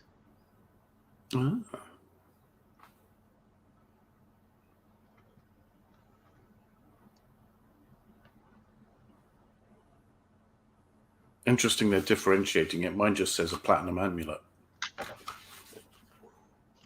Oh, are you literally reading along in the book with us? That's awesome. That's awesome. Where have you been the last 3 hours? Yeah. I thought you were just holding it as a prop, joking with us. Oh, right, yeah. Of course I am. Yeah. That's awesome. Cool. So has the Project Aeon differed too much from the text in the book, other than specifying as Khazad Oud Platinum Amulet, or has it been pretty much on par? Pretty much on par. I can't really sort of look at this. There's a lot that's similar. The bit that you had the note about in the book, if you use the bow when you're by the giant snake, then you lose your arrows. If you don't try and use teeth. If you don't try to use your bow, you don't lose your arrows, ironically. Right. So you could, in theory, keep your arrows by not using the bow, whereas you had the footnote that they've fallen out anyway. Yeah. Fair enough. There's not much difference, although there is this difference, and I'm only guessing it is because super mini future spoilers. You can discover platinum amulets. Nice. You can discover platinum amulets in the later books, but they don't take up a special item space, whereas this one appears to take up. So I think that's why they're differentiating it. I think. And I like how they tell you what it does straight away. Wear it on your wrist. It protects you from injury due to high exposure to high temperature. We could have used this when we were fighting Flame Man.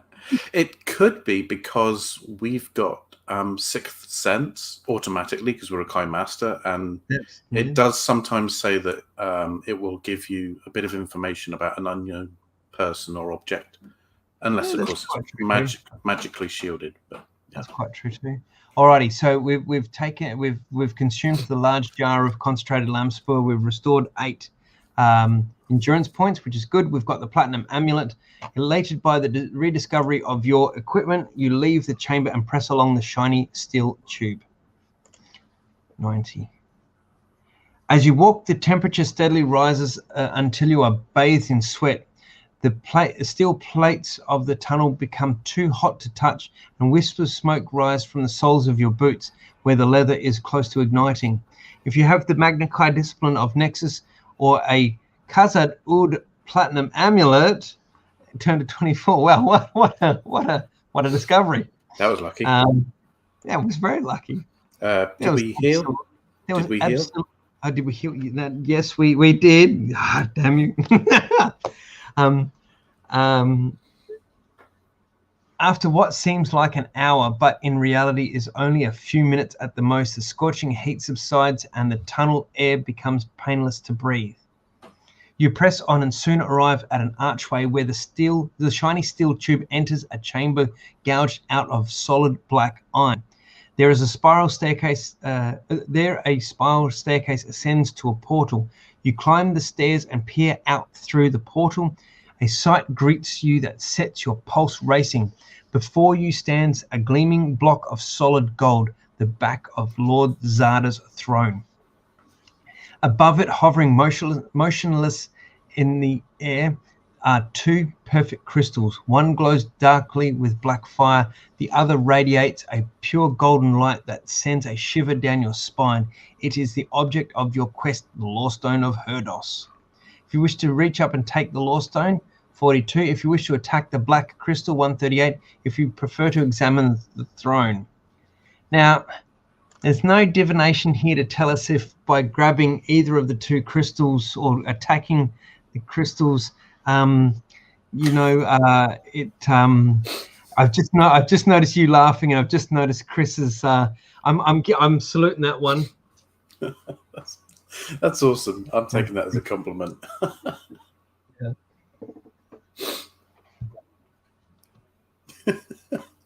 All right, lads.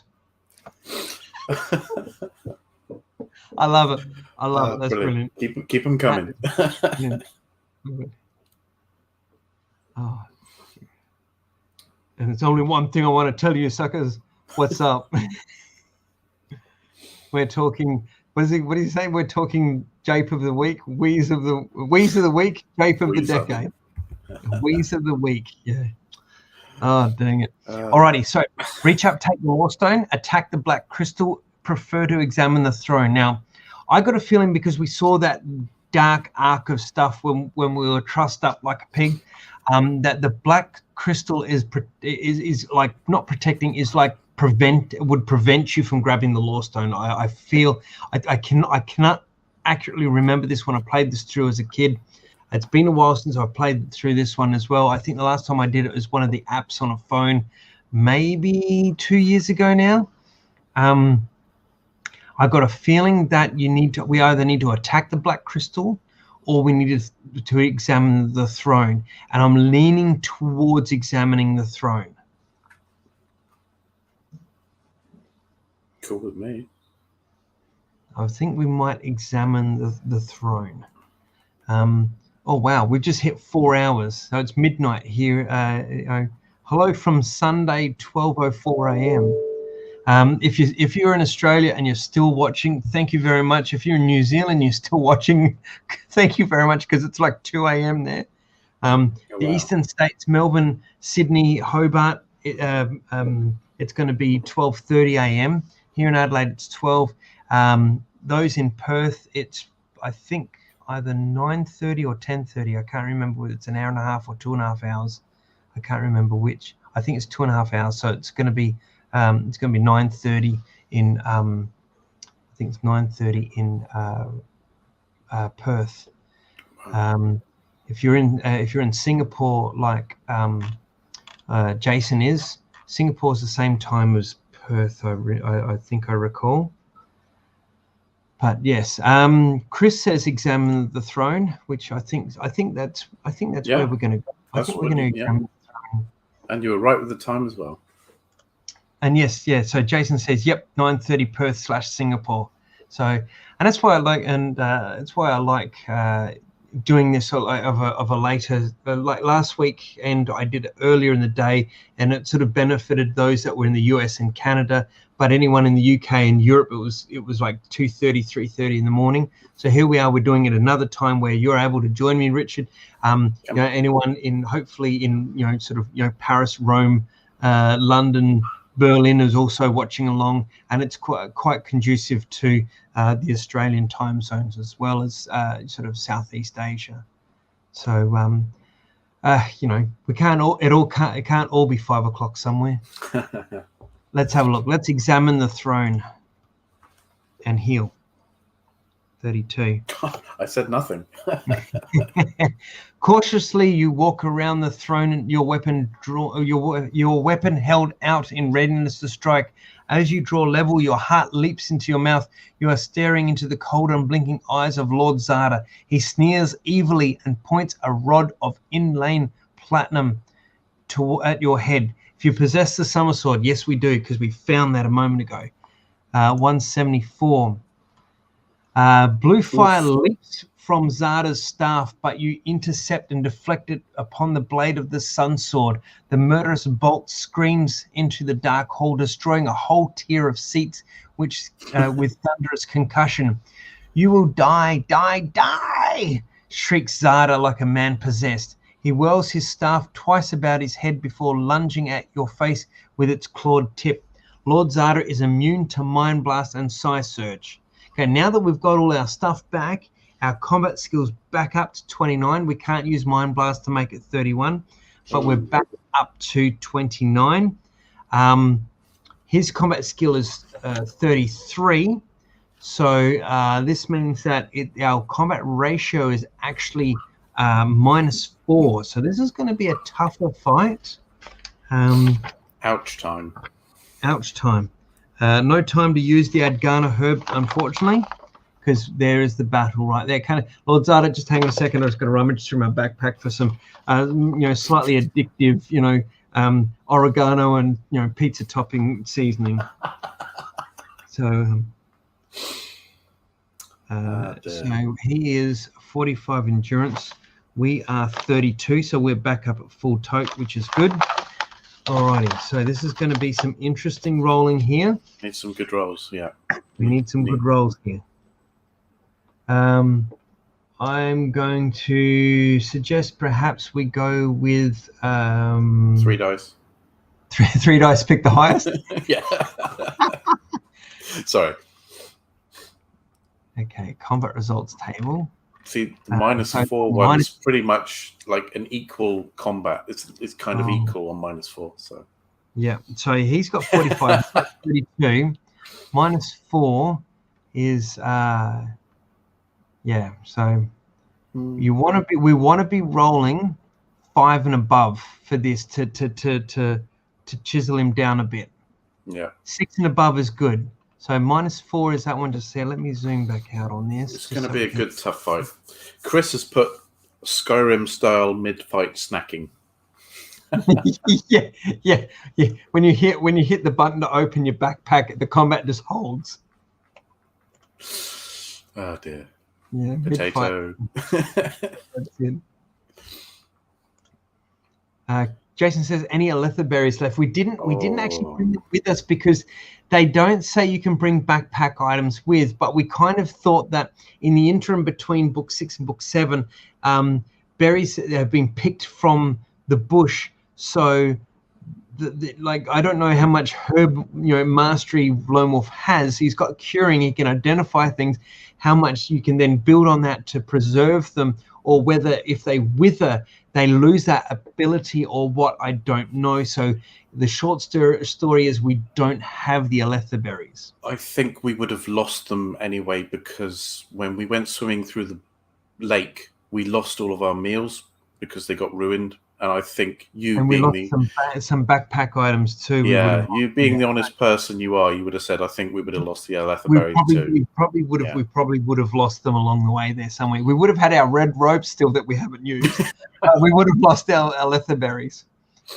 Alrighty, so we are -4. So third column in from the right.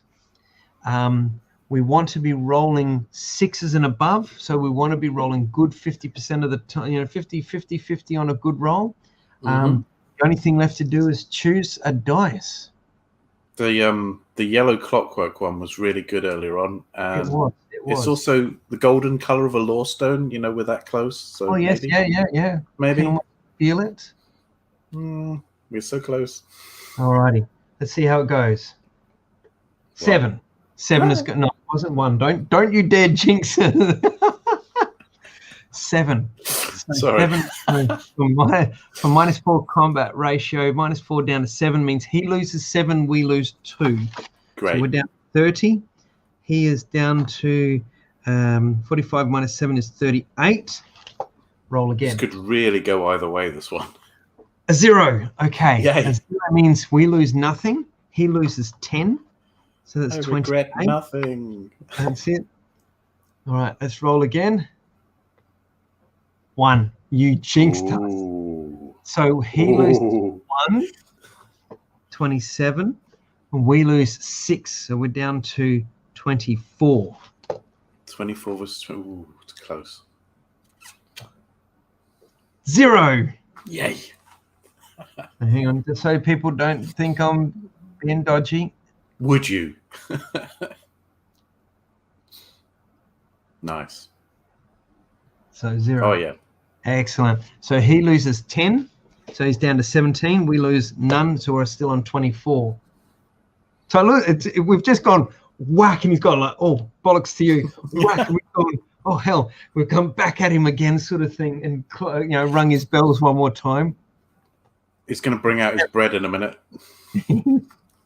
That's it.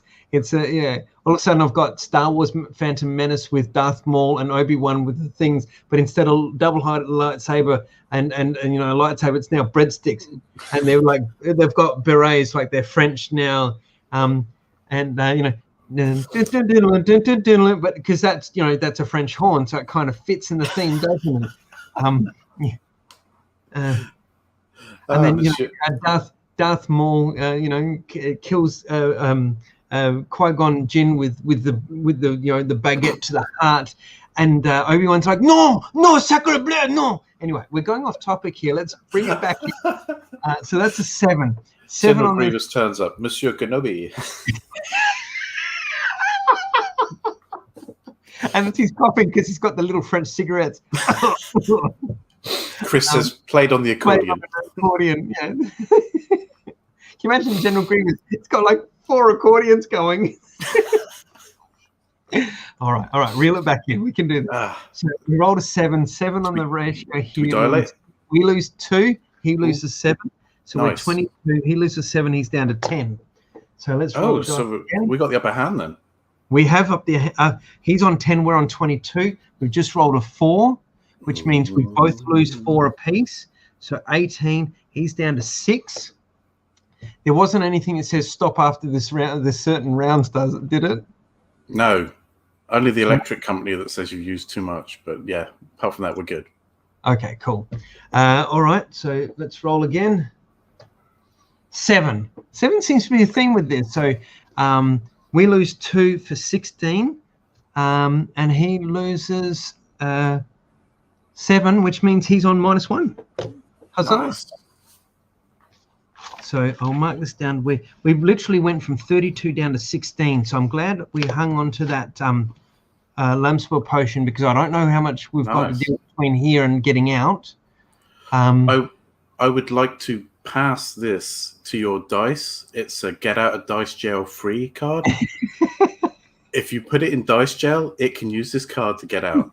That was awesome. Well done. That was pretty good. All right, so we win the combat. Turn to 149. Lord Zada shrieks an unearthly howl as your killing blow rips open his black heart. He thrusts a pleading claw-like hand towards the roof and drops heavily to his knees, his dying curse lost as blood fills his throat. His left eye gleams brightly for a second before then suddenly dies like a candle flaring in a storm before it is extinguished by the rain. He sways and falls from the pinnacle to be devoured by the hungry flames of the pit. Hurrying over to the throne, you draw back your weapon and strike the black crystal with a mighty blow. It splits clean into 2, releasing its dark power and showering you with hot sparks in the wake of its destruction.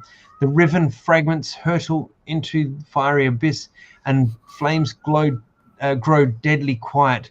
From the depths of the pit, a terrible roar begins to grow.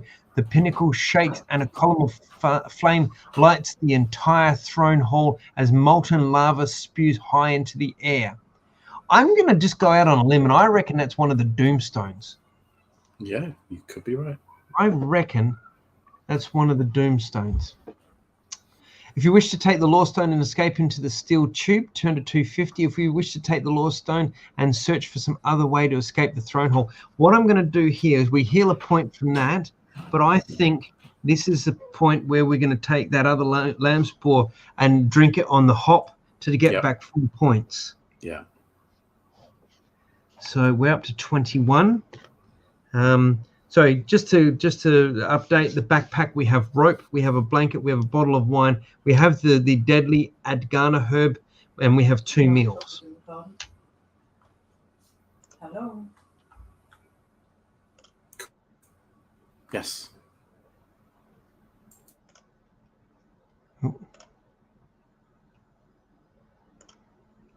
Oh, I think Richard's just muted because I think someone's talking to him. So Let's see. So we'll take the Law Stone and escape into the steel tube, or we can take the Law Stone and search from other way of escape from the throne hall. What do people think? Are we going to the steel tube, or are we going to the some other way to escape from the throne hall?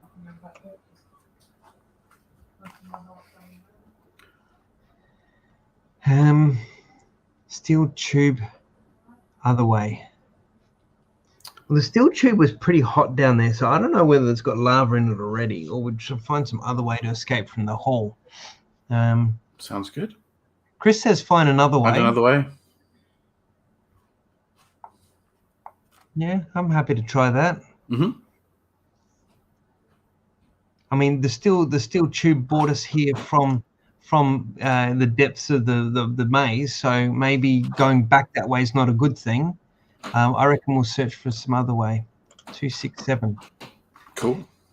You search the gleaming throne and the dais of black iron rock upon which it rests, and discover a pentacle carved deep into the gold. As you trace its design with your finger, a sound grows above the din of destruction, a sound like the tinkling of 1,000 tiny bells. In the blackness above the throne, a speckled glow appears. Slowly it descends towards you until a large section of the dais is engulfed by a column of shimmering blue light. You reach up and a wave of energy surges through your body as you close your hand around the Law Stone of Herdos. Restore your endurance points to its original total. Oh, okay, so we're back up to 32. Means we kind of use that lamp spur for nothing then, but oh, well, that's all right. Your senses tingle and a newfound strength wipes away the fatigue of your terrible ordeal, and enabling you to assess the situation anew. The column of light is a magical transporter, a beam in which gravity has been reduced almost to zero. By entering it, you will be drawn towards the surface level of Khazad-ud. Without hesitation, you pocket the Law Stone and step into the magical beam and heal. Literally. Sorry, had to do that. Chunks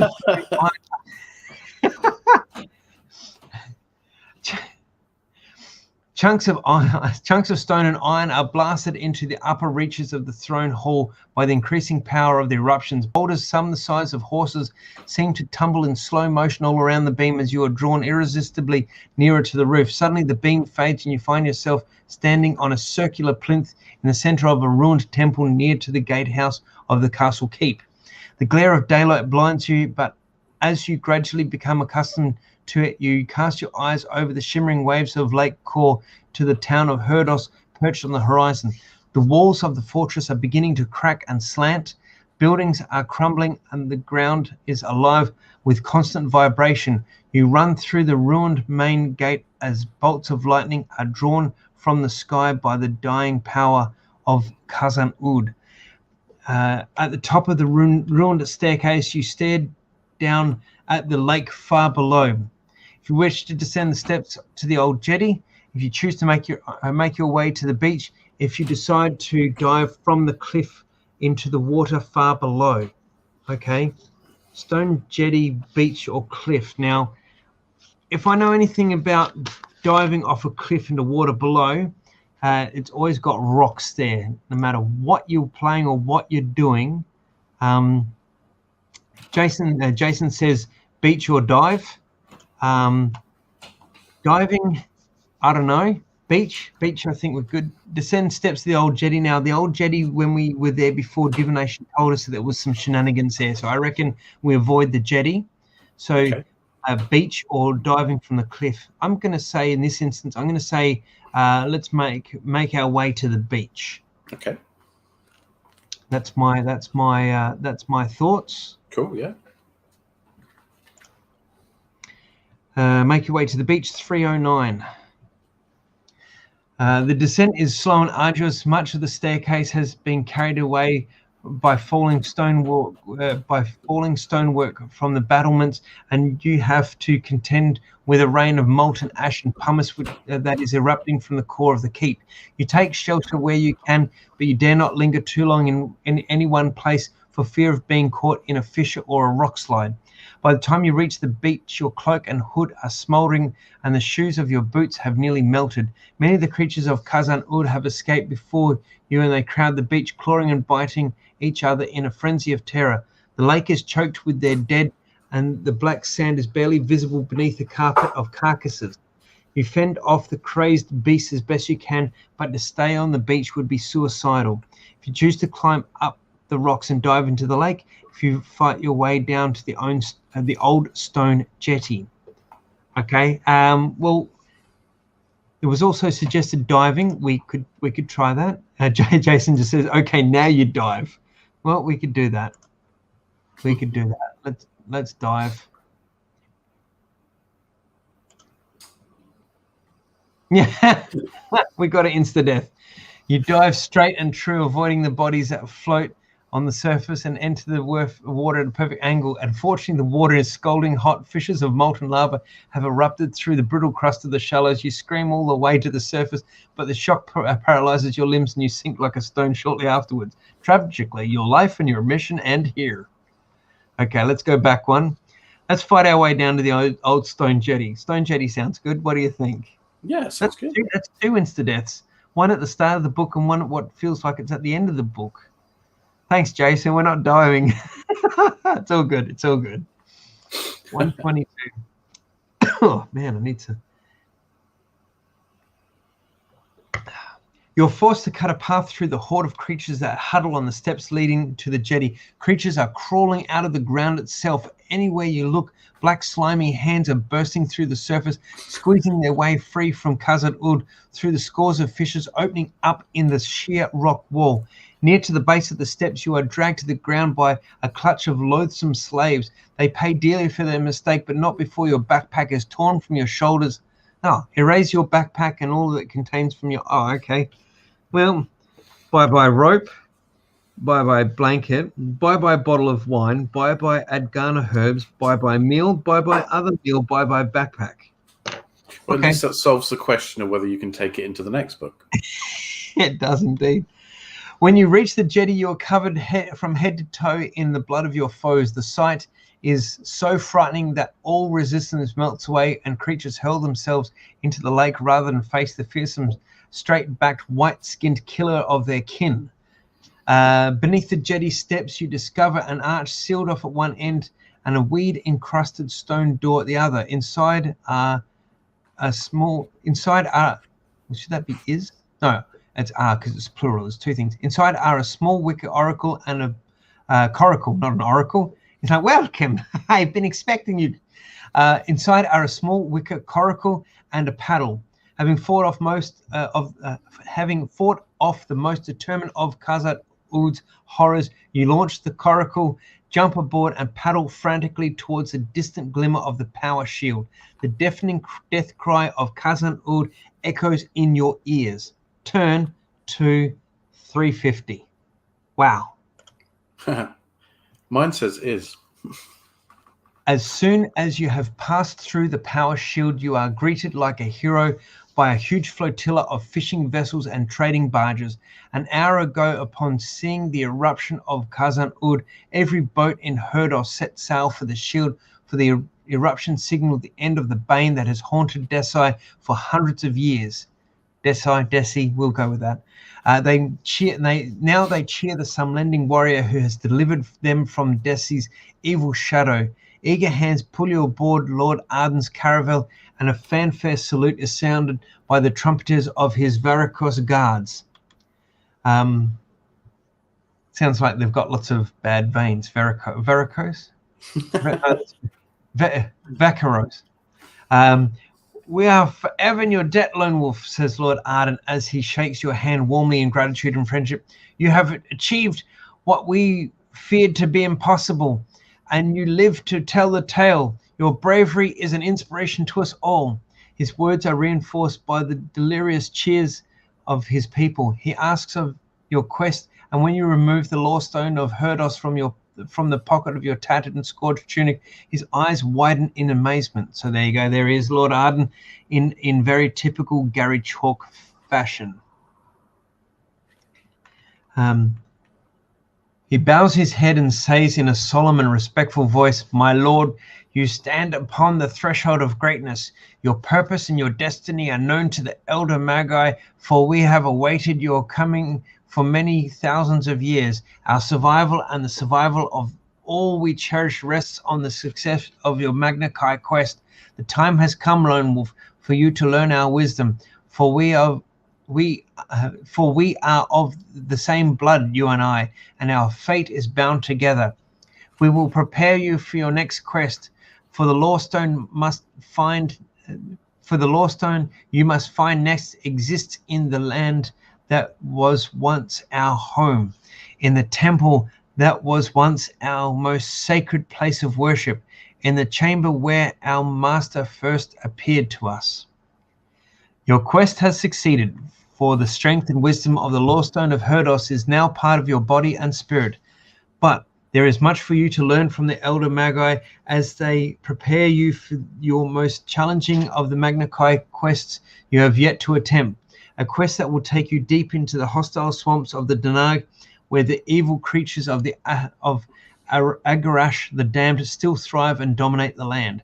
If you have the courage of a true Kai master, the secrets of the Elder Magi and the perils of the Danag await you in Book 8 of the Lone Wolf series entitled The Jungle of Horrors. Yay! Jason also says sorry about the dying. That's no worries. No worries. It's all good. Oh man, we're coming up on 4.5 hours. But you are. That's crazy. That's crazy. Wow. We've still got 6 people watching. Thank you. They fell asleep. Oh, and we got Twitch. Oh, we've had a raid. We've had a raid and we're just about to finish too. Who's raiding us?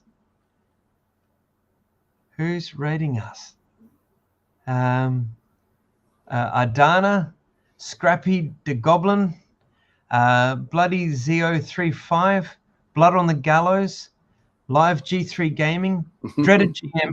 It's Josh. G'day, Josh. Dreaded GM. Hey guys, we literally just finished the book. We're 4.5 hours in. We've literally just finished the book read through. Lone Wolf Castle Death. This was the one I had as a kid. There are 4 versions of it. There's three that are English. One was more Aussie than this is the English version, but Aussified. There's a couple of English ones and the American version just there. But we've just literally finished the adventure. We've won the day. We've found the thing we had to. We killed the big bad evil guy. But thank you for the raid. I very much appreciate that. We've got 38 people viewing, so I'll just quickly take this time to say what Josh, the channel Josh has brought you to. I'm Heath. This is the Antipodean D20. I'm being joined by Richard down there. He's from Cornwall in the UK. We're both Lone Wolf fans. Lone Wolf was a sort of a choose-your-own-adventure book from the 80s that's gone through a bit of a revival. We just finished playing through book 7 called Castle Death. It's a linear. It's sort of inspired by Dungeons and Dragons. It's a linear game book series where you can take your same character and possessions and grow your skills and stats from one book to the next, and you sort of go through. And it's a little bit different to your Fighting Fantasy, where in Fighting Fantasy it was like one book, one adventure, one character, one set of stats and skills and all that sort of thing. And when you went to the next book, it was completely different. Whereas this carried from one book to the next. It was something that I loved as a kid. I still love. Unfortunately, and very sadly, the author Joe passed in 2016. What I consider well before his time. His son has taken over reprinting the books, and I've got the great honor of having permission by Ben, Joe's son, to do live read-throughs of this Lone Wolf series. Joe's son Ben has, and with Vincent, a dear friend of Joe's, have picked up and are completing the original series and having the original series reprinted into hardbound books, which is very cool. So if you remember Lone Wolf, if you know Lone Wolf and you've been a fan of Lone Wolf, in the next couple of weeks, I'm hoping to play through book 8. feel free to follow on Facebook, like, subscribe, follow on Twitch rather, like on Facebook, subscribe on YouTube, and you'll get to see when we next do this. It's going to be very cool. I've been reading for 4.5 hours and my voice is starting to go now. But we had a lot of fun. Yeah, we did. I mean, it's been a lot of fun. It's kind of Lone Wolf was inspired by Joe. It was inspired when Joe was in LA and found Dungeons and Dragons, Advanced Dungeons and Dragons. In 1982, Joe became the first British gamer to win the Advanced Dungeons and Dragons Championship at Origins, and he made a homebrew for Lone Wolf as an Advanced Dungeons and Dragons setting so that he could play with friends. And he saw the success of some of these game books coming out like Fighting Fantasy and decided he would put it into a game book style where you could, unlike Fighting Fantasy, like I've said, you could carry that same character from one book to the next. And in total, there were 28 books that Joe wrote and had published between 1984 and 1998. And just recently in 2016, 17, correct me if I'm wrong, Richard, book 29 was put out. We've since Joe's passing, Ben and Vincent have put out book 30. And just 2-3 months ago, we had book 31 put out. So it's almost come to a full circle of these books, nearly 40 years later. So 1984, I think 2024, but I think Ben will put out book 30 sometime in the next year to year and a half because he's looking at reprinting some of the other ones as well. So Lone Wolf is very much got its roots in Dungeons and Dragons. And if you've come with Josh and you're watching still, Dungeons and Dragons is a big part of my life and I love it. So Lone Wolf is a big part of my life and I love it. So I'd love for you to follow, I'd love for you to like, I'd love for you to subscribe, and I'd love to see you next time we do a book read through. Cool. I'm not sure how I do a raid from my end. Josh, I don't know whether you can do it your end to the next slot or what. Suggest anywhere where everyone can go to, because I'm not quite sure how to do that just yet because I'm in StreamYard. I'm not in Twitch, although this is streaming to Twitch, to YouTube, and to Facebook Live. So I'm not sure where and that. But here we are, 4.5 hours into it. It's time to, I think it's time to go. Thank you very much. If you've been watching since we start, thank you for joining us, albeit very shortly. I did put an email out to Ben and to Vincent to join us if they were in the area, but I dare say it being Saturday morning in the UK and Europe, they're probably busy doing family things. Cool. I will sign off like I always do. Thank you very much for joining me. My name's Heath. This is the Antipodes D20. Good morning, good afternoon, good evening. Wherever you are in the world, have a great day. If you're a shift worker, thank you for joining us. If you're not a shift worker and it's 2 a.m., go to bed. Cheers. Thanks for having me. Thanks for being here, Richard. Good night.